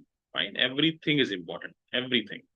Whatever in CA course, everything is important. But of course, the numerical part is more important. The provisions, what we are discussing, technically, most of them are important. So do not ask this kind of question. We are for comprehensive studies, not for selected study. Next. Rahul Sharma is asking, sir, if leave earned in India and paid abroad, it will be taxable in India. Yes, if anything is been earned, accrue, or arise in India, that is going to be taxable. Revision of salary do the employee receive in the current previous year? Swati, I am not getting your question. What is the exactly question? You should need to elaborate it. Sir, revision of salary do the employee receive in current previous year? I'm not getting your question. Sir, area received on salary? No, it is taxable, Priyanka. Area is taxable, but you can get a relief of some amount of tax in respect of that. Area is going to be taxable as normal advance salary or basic salary. Parth is saying, sir, arrear means basically which is paid lately. No, technically not. Because we can say paid lately if it should be due in current year, then we can say if it's paid lately. But in previous year 20 to 23, we were not aware of it. So how can we say that it is paid lately? You should use the technical word if anything which is received due to retrospective effect. That is only called arrear of salary. Clear? Your teaching style is amazing. Oh, come on. I am amazing. Thank you so much. High five from Wi-Fi. So now we can do one thing. So, Nisar, can we go for a break now?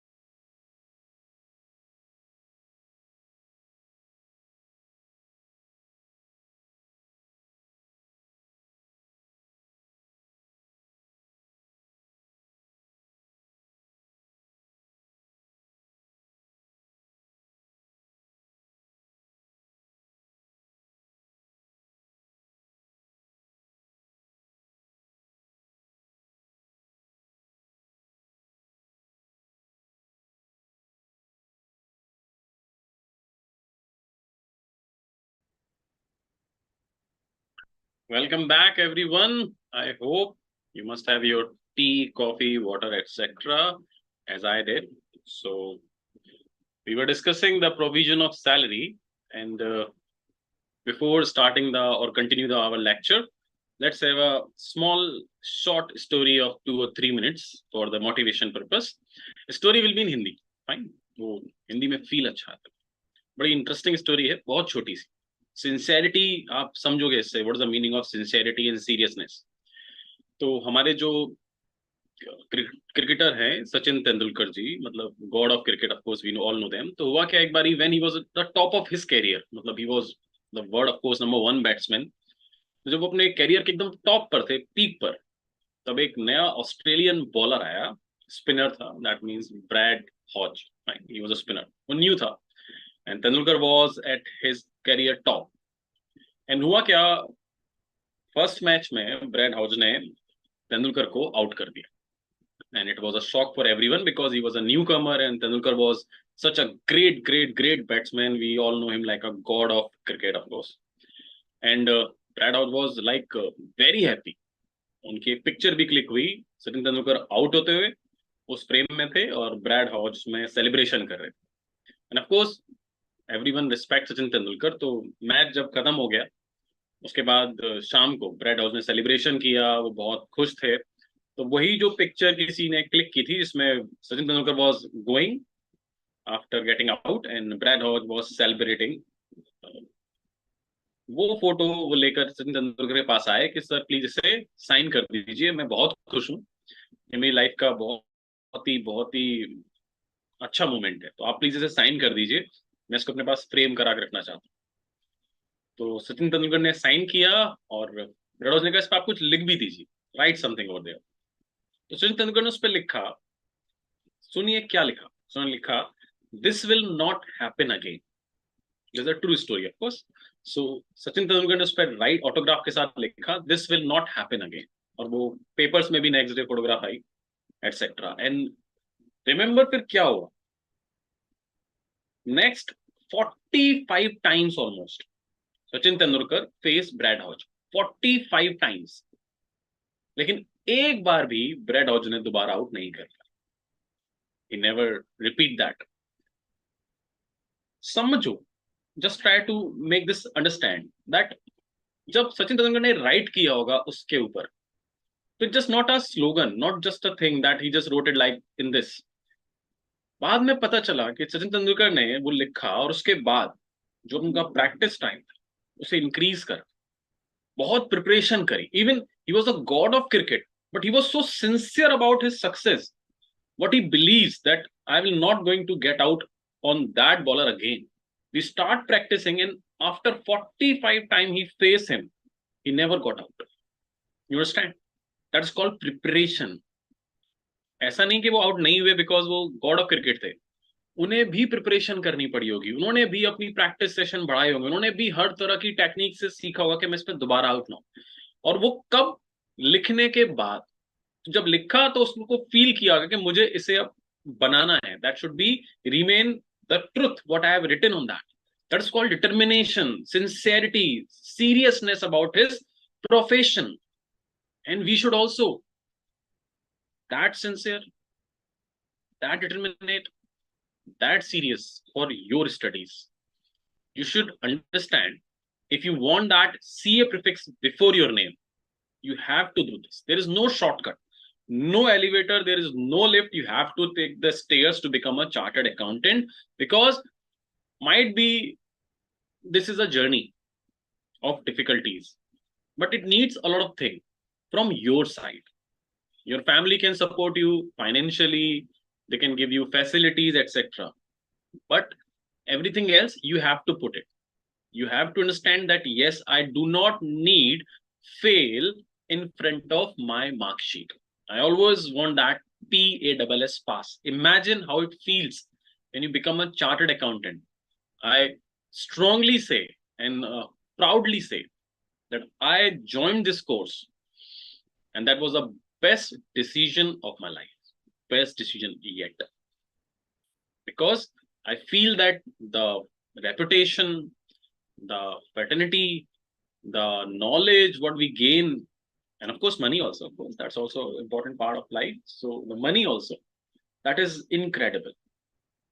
Once you become a chartered accountant, you will feel that your whole life has changed just with these two words, CA. When it will add with your name, you will be a different person with different kind of society. You will feel your relatives start recognizing you, your friends will give you importance, everybody talks about you, etc. Everybody takes you serious. So before that, you have to be serious for your profession. And if Sachin Tendulkar was so serious about his profession, you can do this also. He does not need to do this, but he did this because he loves his profession. He was sincere about it. So please be sincere about your study. You have to do sacrifices. You have to leave your party, etc., to become a chartered accountant. But it all worth in the end. Fine. So let's move on to the provision. What we were discussing. Okay. So that was meaning of salary. Let's see. Somebody need to ask something. Okay. Revision of salary that he unaware in previous year, do he receive in the current year? Yes, Miss Swati, we can say that in case of arrear of salary, if there's any kind of revision in his salary which was not aware of in the previous year, that can be treated as a arrear of salary, of course. We can say that. Okay.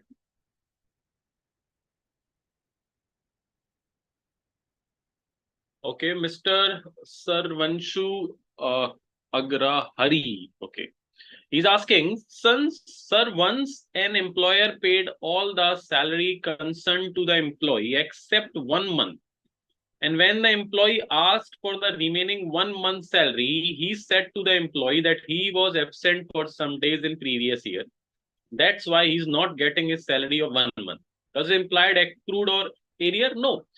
If he was not there, so whatever time he was in the office, that day's salary will be his accrued salary, or we can say due salary. So whether the employer is paying it or not paying it, it does not affect. That amount need to be included as his basic salary. That will not form part of arrear of salary. Let me tell you, all of you, remember one thing. Arrear of salary will arise only in one case, when there is retrospective effect order or retrospective salary comes in this current year, which is related to some other preceding year. And in that preceding year, you are not aware of any kind of due of that salary. That is only treated as arrear of salary. Fine. Mansi Gupta Singh sir in short revise करा दीजिए मानसी जी हम YouTube पर हैं short नहीं detail में revision हो सकता है आप स्क्रॉल बैक करें वीडियो को जितनी बार चाहें उतनी बार पूरा डिटेल रिवीजन शॉर्ट रिवीजन जैसा कुछ नहीं we are not kids you are like big students of course you have to be sincere you should not ask these kind of things that's what I was talking about now be sincere about your classes you can scroll back you can watch the class again Madhav Tiwari, sir, I want to file return, but I have no income. Can I file return? If yes, then which ITR form? These are not questions related to our studies, Mr. Madhav. This is our study regarding how to calculate salary. I am not here to giving you practicing advices that you should file the return or not. This is not the part of our syllabus, so I am so sorry. And I request, please do not ask these kind of queries.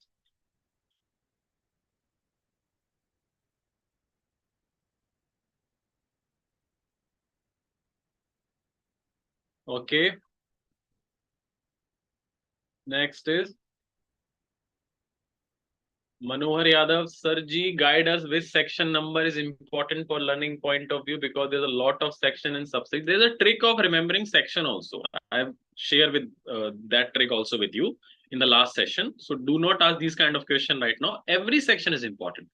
Once you start asking, sir, which question is important, which part is important, which section is important, it says that you are not actually wants to gain the knowledge. You just want to clear the group. So that might also not possible with selected study. So please, everything is important. You have to study each and every section, each and every provisions. Okay.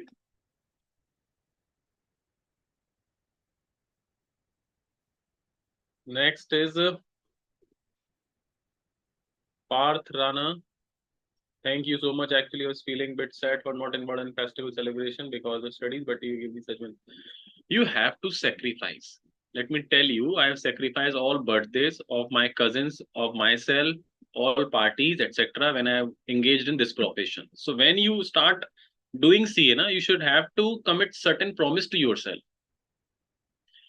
It will not happen this way. If you think you will enjoy all the festivals, all the ceremonies, all the parties, and you will be able to complete your CA course also, if it is possible, it's a miracle. But I personally feel no, it needs some kind of sacrifice. And let me tell you, they all worth it. The best feeling in life when you earn money by yourself with a lot of reputation, recognition, and a lot of money. That's the best feeling you can have. You can enjoy all the festival and parties after that. So it's your choice, but this profession needs sacrifices. Okay. So if tax on salary of previous year is calculated old regime, so the arrear of that year should also be calculated on the same scheme. Yes, correct. Next is stipend paid. It's a part of your income. So if it exceeds 2,50,000 rupees, it's going to be taxable. If that much stipend you are receiving, yes, that is going to be taxable. Okay. Next, moving on to our provisions. So we were discussing meaning of salary. So salary includes the following: wages, salary, remuneration, they all are same if the relationship of employer-employee exists. So if the relationship of employer-employee exists, then whatever name you can call that payment, that is going to be taxable as salary income. Okay. Any annuity or pension, what is the meaning of annuity, pension, gratuity? We will discuss it. Any fees, bonus, commission, perquisite, or profit in lieu of addition. One by one, we are going to take these topics: wages, annuity, etc., provident fund, all 9 topics we are going to discuss one by one.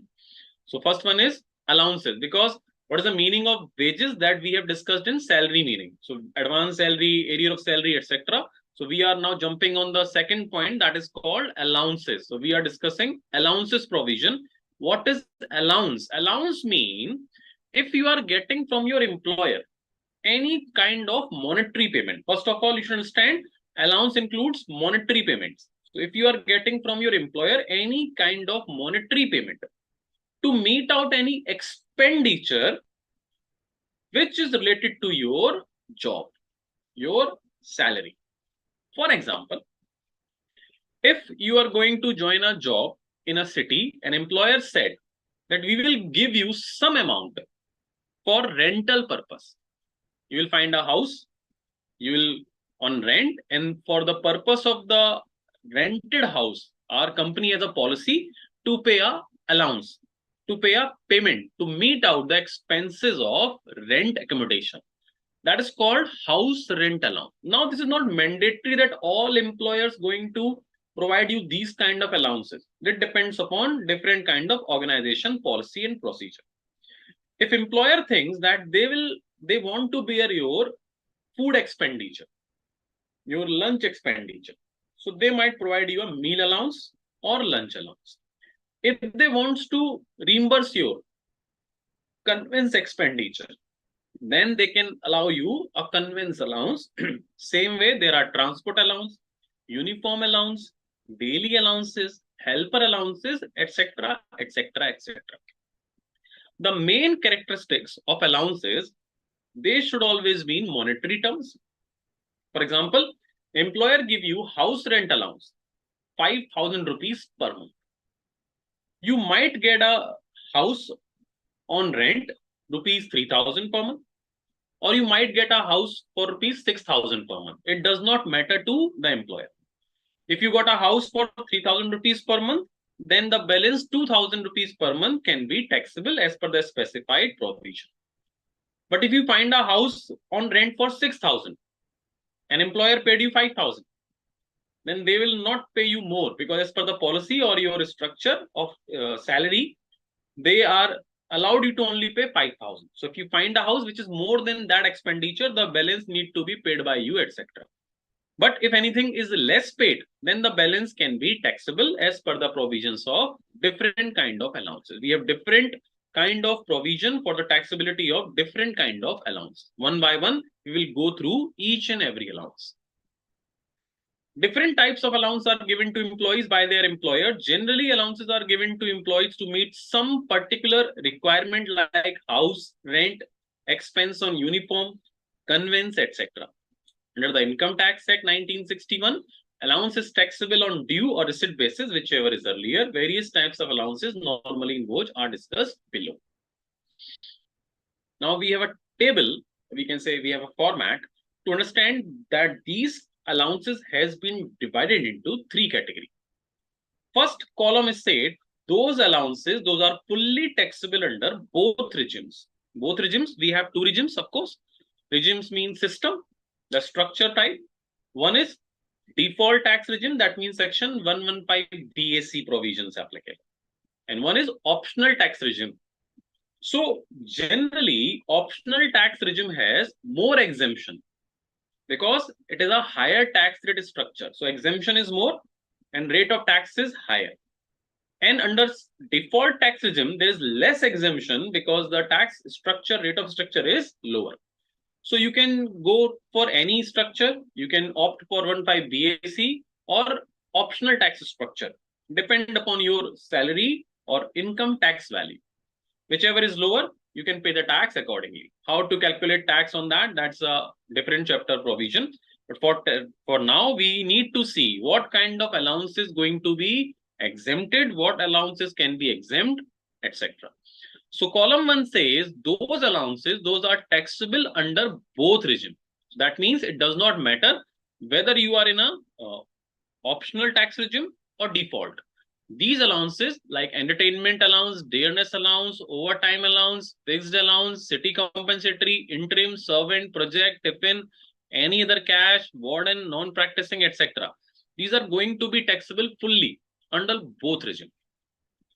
Column number 2 says fully taxable under default tax regime, that means 15 BAC, but partly exempt under the optional tax regime. So these allowances fully taxable under default tax regime, but there is some amount of exemption you can claim under optional tax regime. These are house rent allowance and special allowance.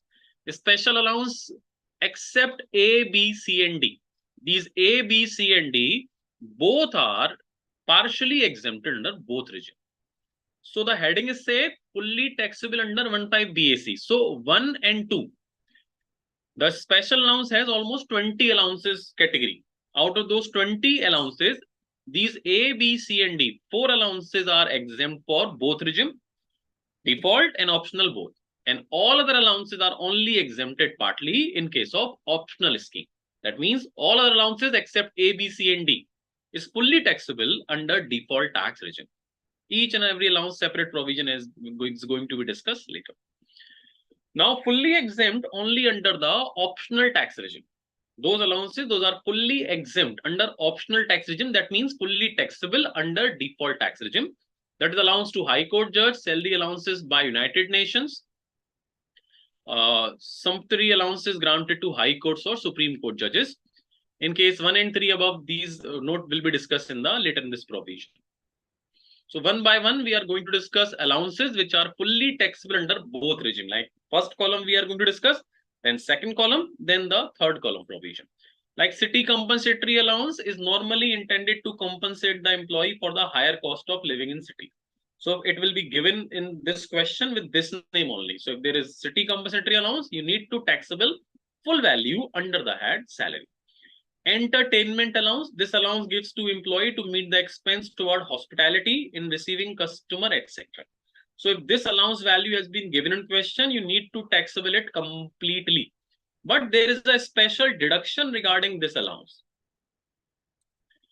You need to taxable this allowance fully in the gross salary calculation, but you can claim a deduction regarding this allowance. But this deduction can be claimed only in respect of optional tax scheme. This deduction of entertainment allowance cannot be claimed under default tax regime. Transport allowance granted to an employee to meet his expenditure for the purpose of commuting between the place of residence and the place of his duty is fully taxable. So if your employer gives you allowance to commute between your residence till the office and back, That allowance is called transport allowance. It's fully taxable for all employees, but if the employee is blind or deaf or dumb or orthopedically handicapped, physically challenged, in that case, he can claim 3,200 rupees per month exemption under section 1014(2), and this exemption available under both tax regime. For example,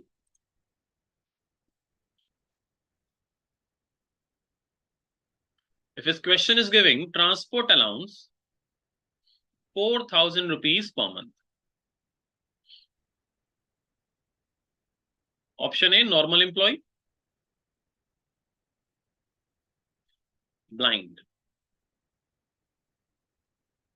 Explain the taxability. So if it's a normal employee, then this full value is going to be taxable. That is 48,000 per annum. Clear? There's no exemption. That's going to be taxable full value. But if it's in blind, then the government says there's exemption of 3,200 rupees fixed. So that is only taxable value is 800. That means yearly taxable value 9,600 rupees. Clear? Excuse me. If in this question it says, suppose the transport allowance is 3,000 rupees per month, then what will happen? Of course, in this A case, full 36,000 is taxable. But if it is a handicapped employee, then we can claim the maximum exemption up to the amount of allowance. We cannot claim 3,200. Otherwise, it will come in negatives. So that cannot possible. No allowances, no exemption can claim income into the negative value. So the exemption is 3,200 per month, but we can only claim 3,000. So taxable value will be nil. What is the actual expenditure? That is irrelevant. This is a fixed exemption, maximum fixed 3,200 rupees per month can be claimed as exemption under both regime, whether you are in optional scheme or you are in default tax regime. Clear? Fully taxable under default tax regime. Now we are discussing those allowances. Those are fully taxable under default tax regime, but partly exempted under optional tax regime. That is, one is house rent allowance. In my point of view, this is the allowance which can be asked in the question separately as a 2 or 3 marks question. So house rent allowance has certain kind of calculation. That's why it's important. Individually can be asked also a 2 marks question, or it can be a part of your salary full question. House rent allowance is a special allowance specifically granted to an employee by his employer towards payment of rent for residence of the employee. Minimum of the following will be exempted. So we have to calculate some amount. There are some limits we need to calculate, and the minimum amount, whatever we will find out of these 3 limits, is going to be exempted, and the balance is going to be taxable. What is the provisions? The provisions say if you need to find the exemption in case of house rent allowance, then we need to calculate 3 values. House rent allowance received, that will be given in question, that your employer paid so much amount of house rent allowance, that is HRA received. Second is a formula that is called rent paid. How much rent you paid, you have to put it over here. Rent paid minus 10% of salary. Salary, we need to include only 3 things. Out of this salary, we have to include basic salary, then dearness allowance. Dearness allowance as per retirement benefit. That will be given in question, that how much dearness allowance is as per retirement benefit or as per terms of employment. That will be given in question. So that portion which is as per retirement benefit will be included for the calculation of salary. And third is percentage commission on turnover. So if this employee receive commission also on turnover of that organization as a percentage, not per month commission. If that is per month commission like 6,000 per month, that is not going to be included. Only that commission need to be included, which is percentage based. So this total 10% value should be taken over here. 10% of this value. If HRA received for 8 months, then we need to calculate this value for 8 months and that 10%. If it is for full year, then we need to take this value for full year and the 10% of that value. And last is 40% of salary or 50% of salary. So if the house situated in metro cities, Delhi, Mumbai, Kolkata, Chennai. So in the question, it says that the employee reside in a house rent allowance and reside in these cities, only 4 cities. Then we will take in third point 50% of salary. If employees in any other cities, then we will take 40% of salary. So either we will take 40% or 50%. Out of these 3, there will be HRA seat value, there will be this formula value, there is this formula value. So out of these 3 value,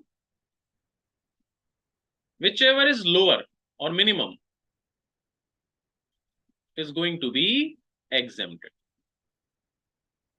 So what will be taxable value? The universal formula to find out the taxable value is received minus exempted.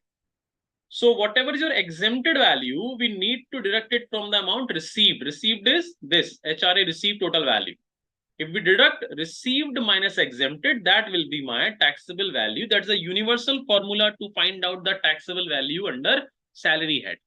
Always find out the exempted value, then deduct the exempted value from the received amount.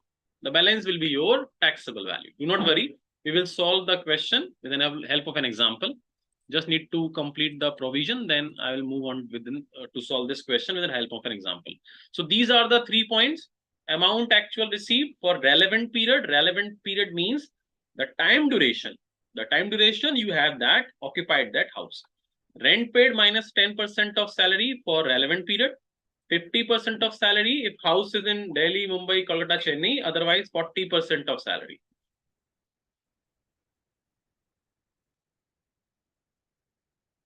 Salary means basic salary, dearness allowance if provided in terms of employment, and commission is a fixed percentage of turnover. Salary means gratuity C case. Salary will be considered on due basis. In gratuity C case, what is C case of gratuity? We will discuss when the gratuity provision we will discuss later in this chapter. Fine. In the gratuity C case also, this 3 things is considered. So that's why it has been written that this is as per gratuity C case salary. If employee does not pay any rent actually or lives in own house, then no exemption can avail. Obvious. If in question it has been given that he is not paying any rent or he lives in own house. For example, Mr. A reside in Delhi.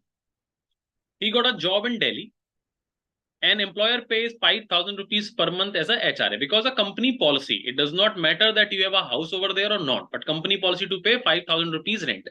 But because he lives in his own house in Delhi, so he is not paying any rent. So if somebody is not paying any rent, then you cannot claim this exemption. The exemption cannot be claimed. Automatically, even if you want to calculate the exemption, you cannot find any exemption value. Suppose HRA received is 15,000 and you lives in own house. So second point was rent paid minus 10% of salary. So suppose if you lives in own house or you are not paying any rent, so this value will be 0. And 10% of salary we can assume it's 11,000. Third value is 40 or 50% because in Delhi, so 50% value of salary, suppose it's coming 40,000. So automatically this value will be lowest because 0, you cannot deduct anything from 0. So this will be 0. Always. 0 will be your minimum value. That means this will be your minimum value always. So that is exempted value will be 0. So full value is going to be taxable. So it has been written in note that if you are not paying any rent, then you cannot claim exemption. So even if you try to calculate the exemption, you cannot get any exemption. So just saving your time. If in question you find out that he is not paying any rent, then you can directly write the answer that exemption is 0. So it will save your time. You need not to calculate this formula. It will waste your time. So if you'll find in question that if there is no rent paid or he actually lives in own house, then do not go for the calculation. Clear? Note 3 says if there is any change in the amount of salary, place of residence, rent paid and HRA. Technically, these are four things. If there's any change of salary in this year, salary amount of change, either place of residence change, second thing, rent paid change, or HRA received. These are four things. If any of these four things has been changed in the question during the previous year, then you have to calculate the exemption for that part separately and balance part separately. Let me explain you with a small example. For example, its question it is given that Mr. A received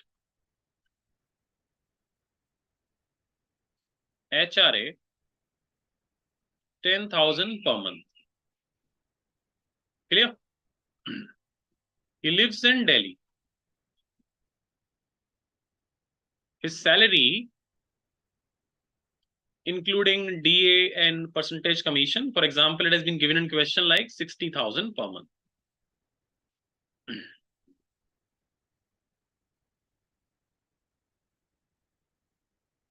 And rent paid, for example, 15,000.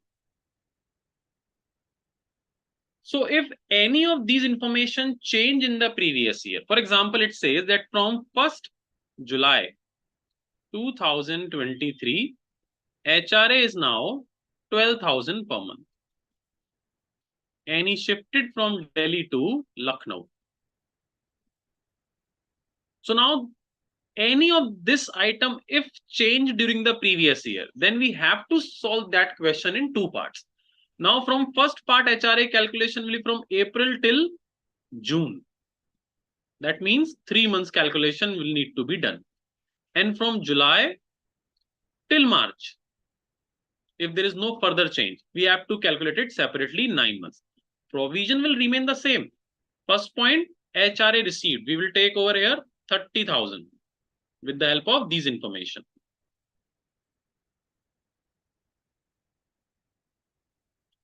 Rent paid is 15,000 per month. So for 3 months, it's 45,000.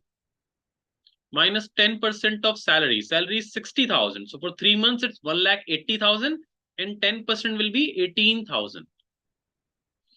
And third point is 40 or 50%. So he was in Delhi. So we need to take the 50% of salary, which is 1,80,000. 50% is 90,000. So we will find three information like this: 45, 27,000, 30,000, and 90,000. So lower will be exempt. That means 27,000 will be exempt.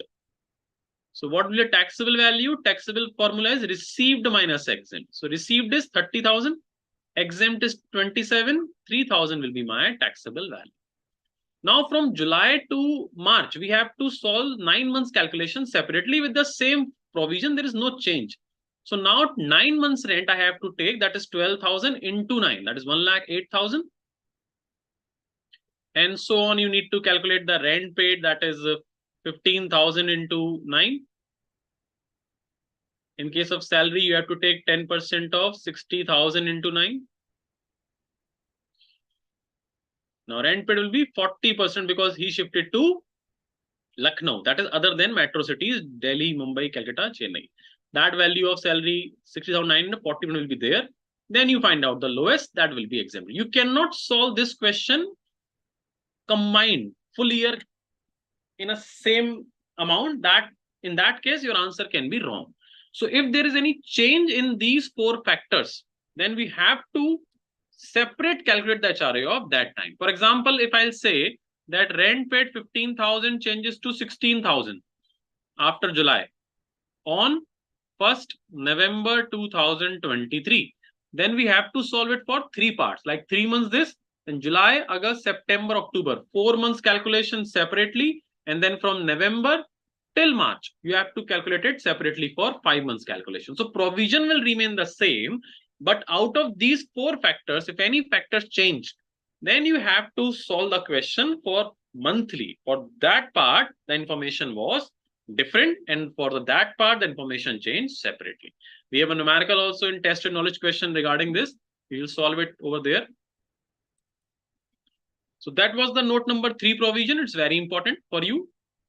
Now we will solve from study material the question regarding the HRA. I've told you I'll solve each question which has been given in the study material one by one. So this is the numerical question regarding the HRA which has been given in your question.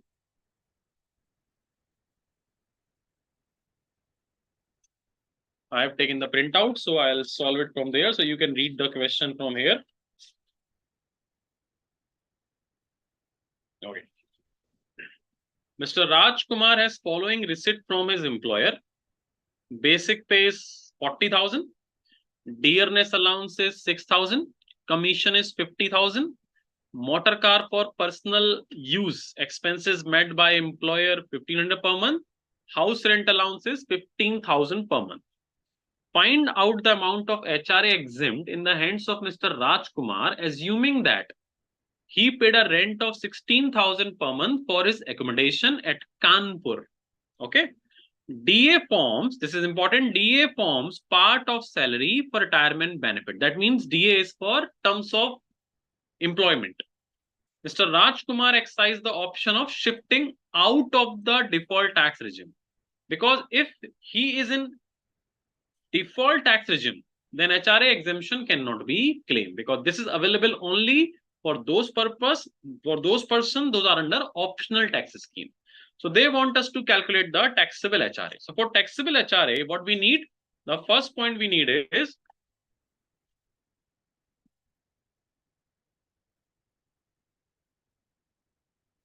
the provision say we need to take the HRA received, that is 15,000.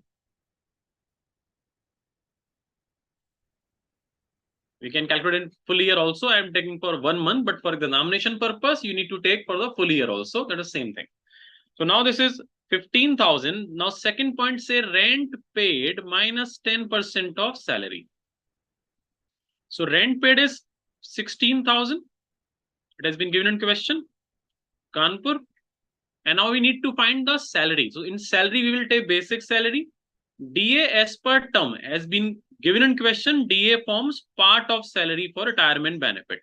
So 40,000 plus 6,000. Do we need commission? No, because it's not percentage commission. It's a full value commission has been given in question. So my salary will be 46,000. And out of this 46,000, 10% will be 4,600. The value will be 11,400. Now the third point is, because he's in Kanpur, so we will take 40% of his salary. This value, 40% need to be considered. That will come 18,400. So now we have three value, 15,000, 11,400 and 18,400, whichever is lower. That means 11,400 will be exempt.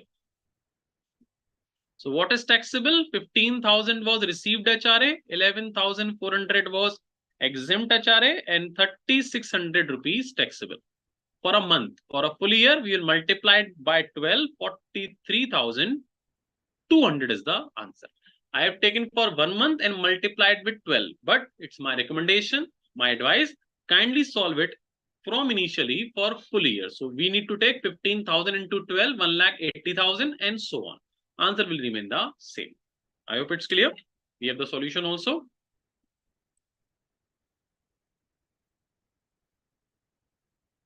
You can see it's solved over here. Detailed information, you can read it from here and understand that provisions are really easy. Provisions always seems difficult when you are not able to understand them properly. So all provisions, all sections, everything is so easy if we are going through a proper plan and we are actually interested to learn them. If your focus is very, very important. Your focus is really important for your study. Focus means when you study, you study. When you party, you party. When you play, you play.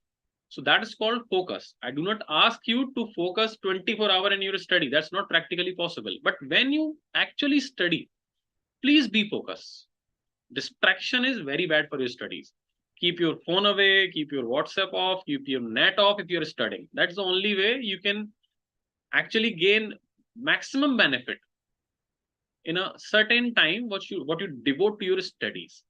So if you are taking classes right now, then you should be focused only in classes. You should ignore everything else. You have to be focused. If any WhatsApp message is coming, any Instagram updates is coming, just ignore it because that means focus.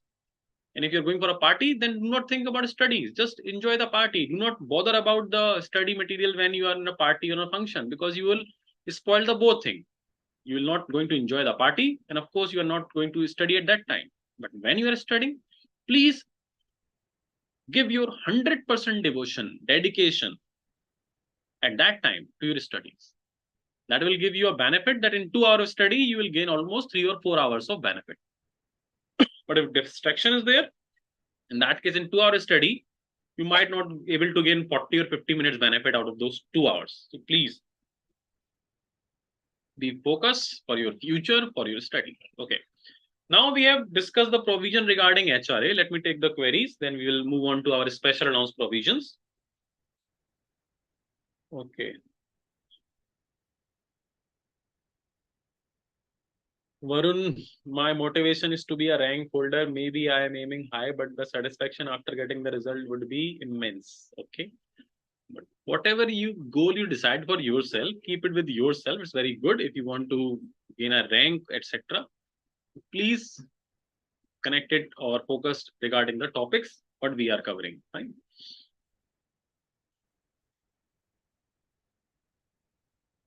Tanishka is asking, kindly explain the concept of AMT. Why AMT? AMT is not the part of my session. AMT might be covered in computation of total income topics. So when the faculty will take, any faculty will take that topic, they will explain you the meaning of AMT, etc. Okay. You can go through the question. The study page number was 3.22. You can go through the study material. I am explaining every question from your study material. So that was the HRA question we just solved. That was page number 3.22.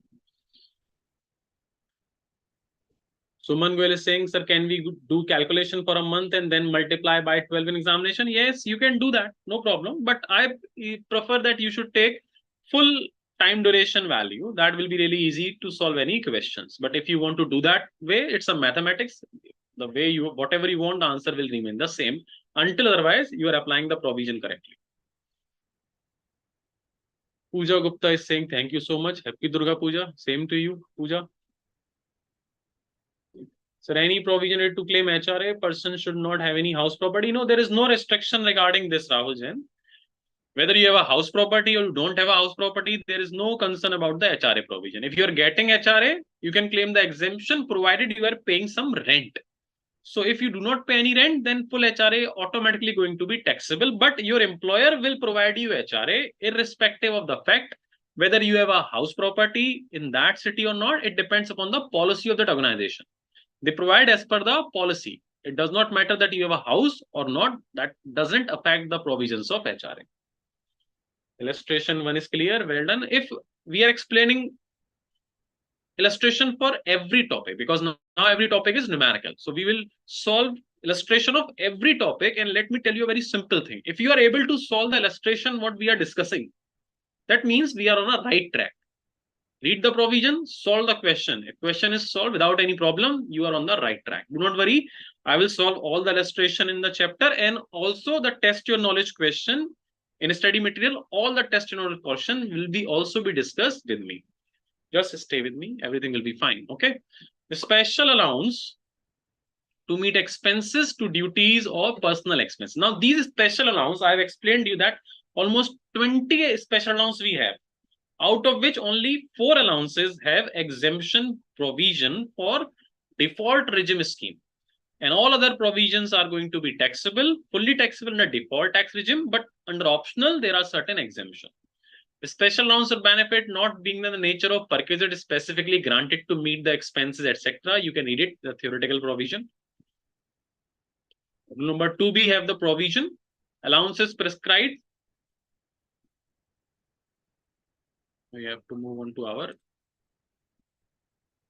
Okay, fine. These are the provisions. Special allowances, section 1014.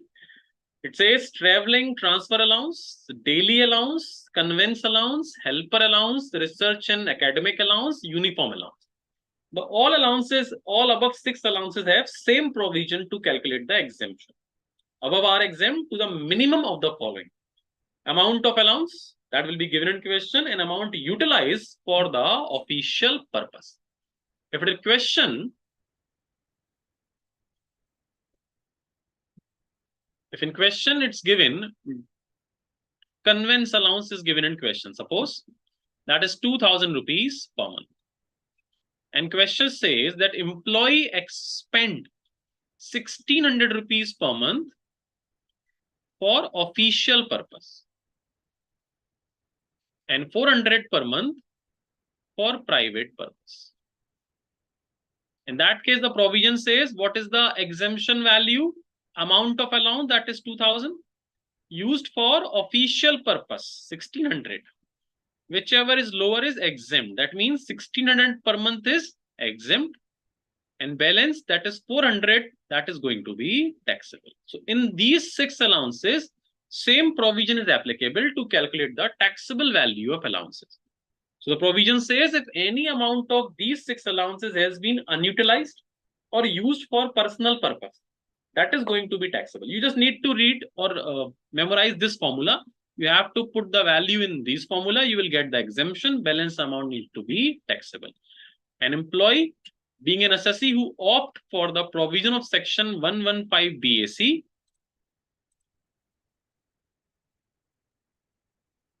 for exemption only in respect of traveling, daily and conveyance allowance mentioned in 1, 2, 3 above. So only 1, 2 and 3. These 3 allowances benefit can be also be taken by section 115 BA person. All other allowances will be exempted only for those person. Those are under the optional scheme.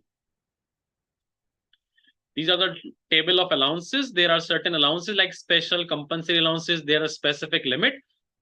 800, 300, it depends upon. So those are the important allowances for the purpose of income tax that I'm going to mark for your examination. Other allowances, you just need to read it because it's very difficult to read all the limit of 800, 300, 7,000, 1,300, 1,100. It's very, very difficult. So you can read it. This allowance, special area allowance, this can be asked in question. That is 200 rupees per month, fixed exempted. This is fixed. So if you're getting this allowance, 200 rupees per month will be fixed exempted. There is no provision regarding amount used for official purpose, etc. If you're getting this allowance 400 rupees per month, 200 will be exempted, balance is taxable. This is important. If any allowance granted to an employee working in a transport system.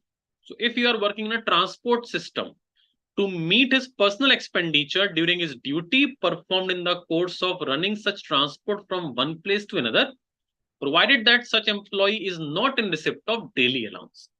If he is receiving daily allowance, then transport allowance will be taxable. But if he is not receiving daily allowance, then his transport allowance value 70% of allowance or 10,000 per month. Whichever is lower is exempted, balance is taxable. Like this, we can say if you are a transport working system in a transport system, and you are receiving transport allowance, no daily allowance.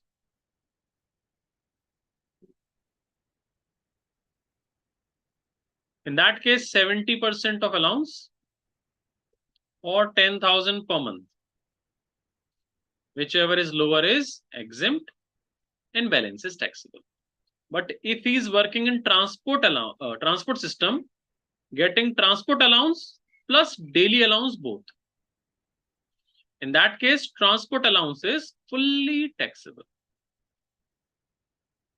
And daily allowance provision, because a part of special allowances received or used for official purpose, lower will be exempt and balance will be taxable. You can see daily allowance provision is over here. This is daily allowance. So if he is receiving only transport allowance, then he can claim the exemption of transport allowance like this. But if he is also receiving transport as well as daily allowance, then his transport allowance will be fully taxable, no exemption. But he can claim daily allowance exemption as per these provisions. Okay, that is important for examination. Children education allowance, 100 rupees per month per child, maximum for 2 children. Hostel expenditure allowance for children, that means 300 rupees per month per child up to 2 children. These allowances you need to just read it out. Those are important. We just discussed it. Transport allowance we have discussed. If that's a orthopedically handicapped, blind, etc., then 30 to 100 rupees per month you can claim as exemption under both regime.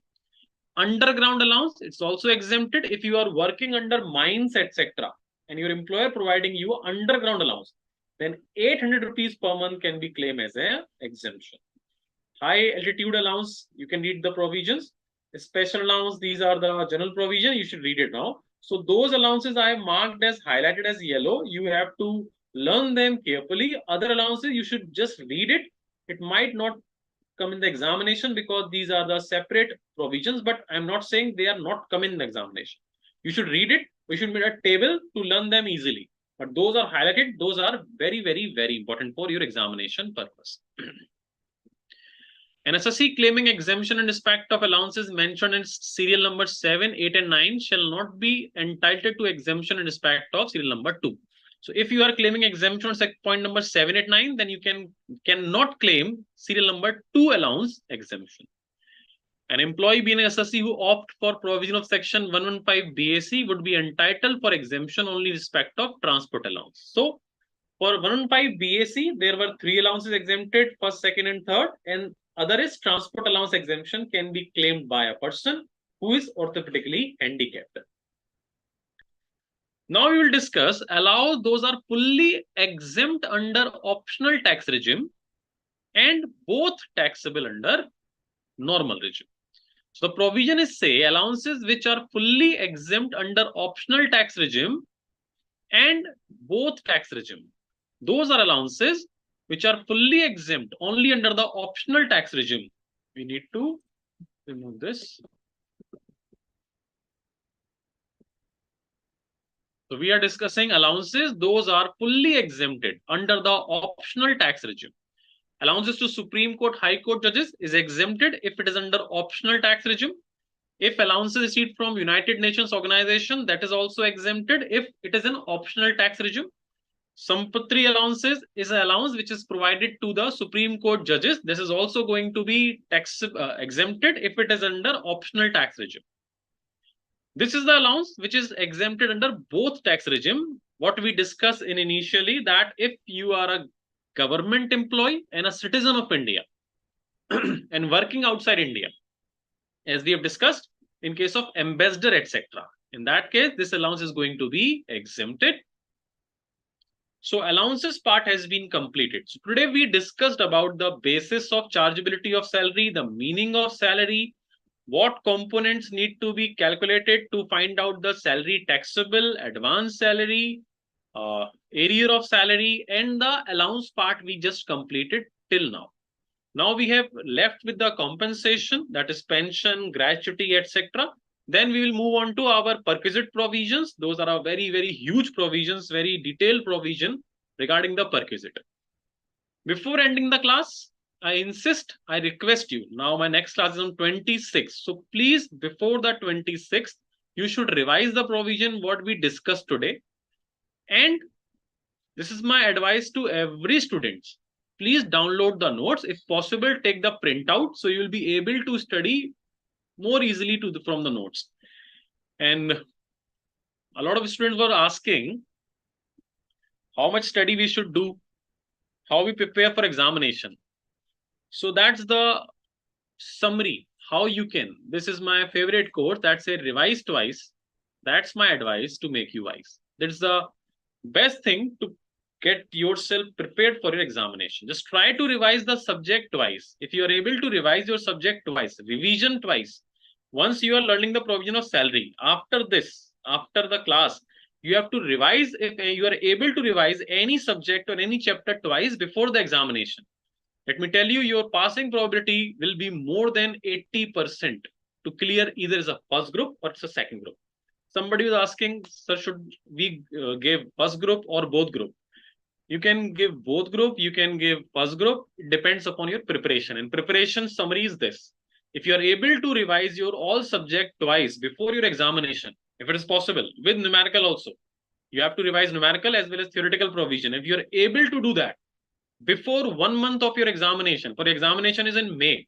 So till the end of March, if you are able to complete your all subjected and able to complete twice revision of all subject, then you can go for both group or you can go for one group. You should have spare 1 month also again, fine? So if examination is in May, then you have to understand till March end, you have to complete your syllabus and at least revisions should be completed twice of all subjects. If that is possible, let me tell you, you will be able to clear any group, whether it's a single group or it's a both groups. And that will be really easy for you to give the examination and become a chartered accountant as soon as possible. So let me see if there's any query left, and then we will shut down our session for today. Okay, class was very interesting, motivational. Thank you so much. The amount of taxable HRA including the salary. Yes, whatever the taxable amount of HRA or any allowance is going to form part of your salary part. How we need to calculate it? When we will solve the full question of salary, we will see how we include in that value in the salary income. Your query is reaching me. Everyone who is sending me query, of course, must be reaching. Okay, next is Mr. Kapil is saying, sir, please explain provision Hindi. Not possible, Kapil. We are short of time because the syllabus is so huge. We need to complete these in a certain session. So it's not possible to explain in Hindi again.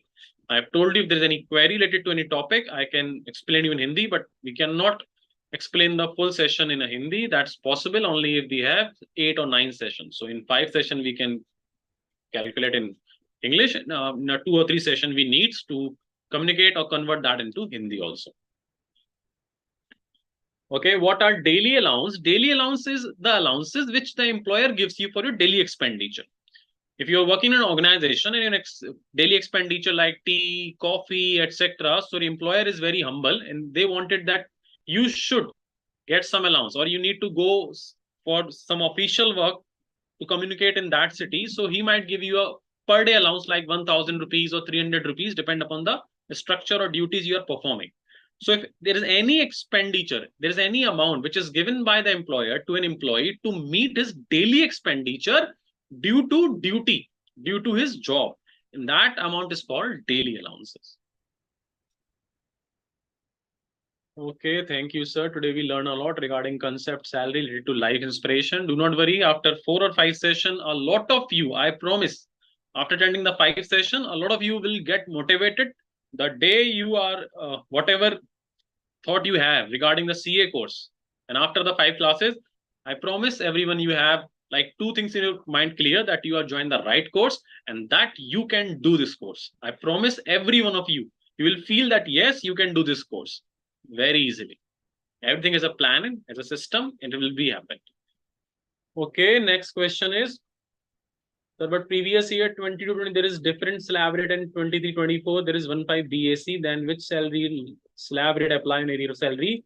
In retrospective fact, Mr. Ankul, the previous year 22-23 might have a different slab rate, of course, and 23-24 has a different slab rate.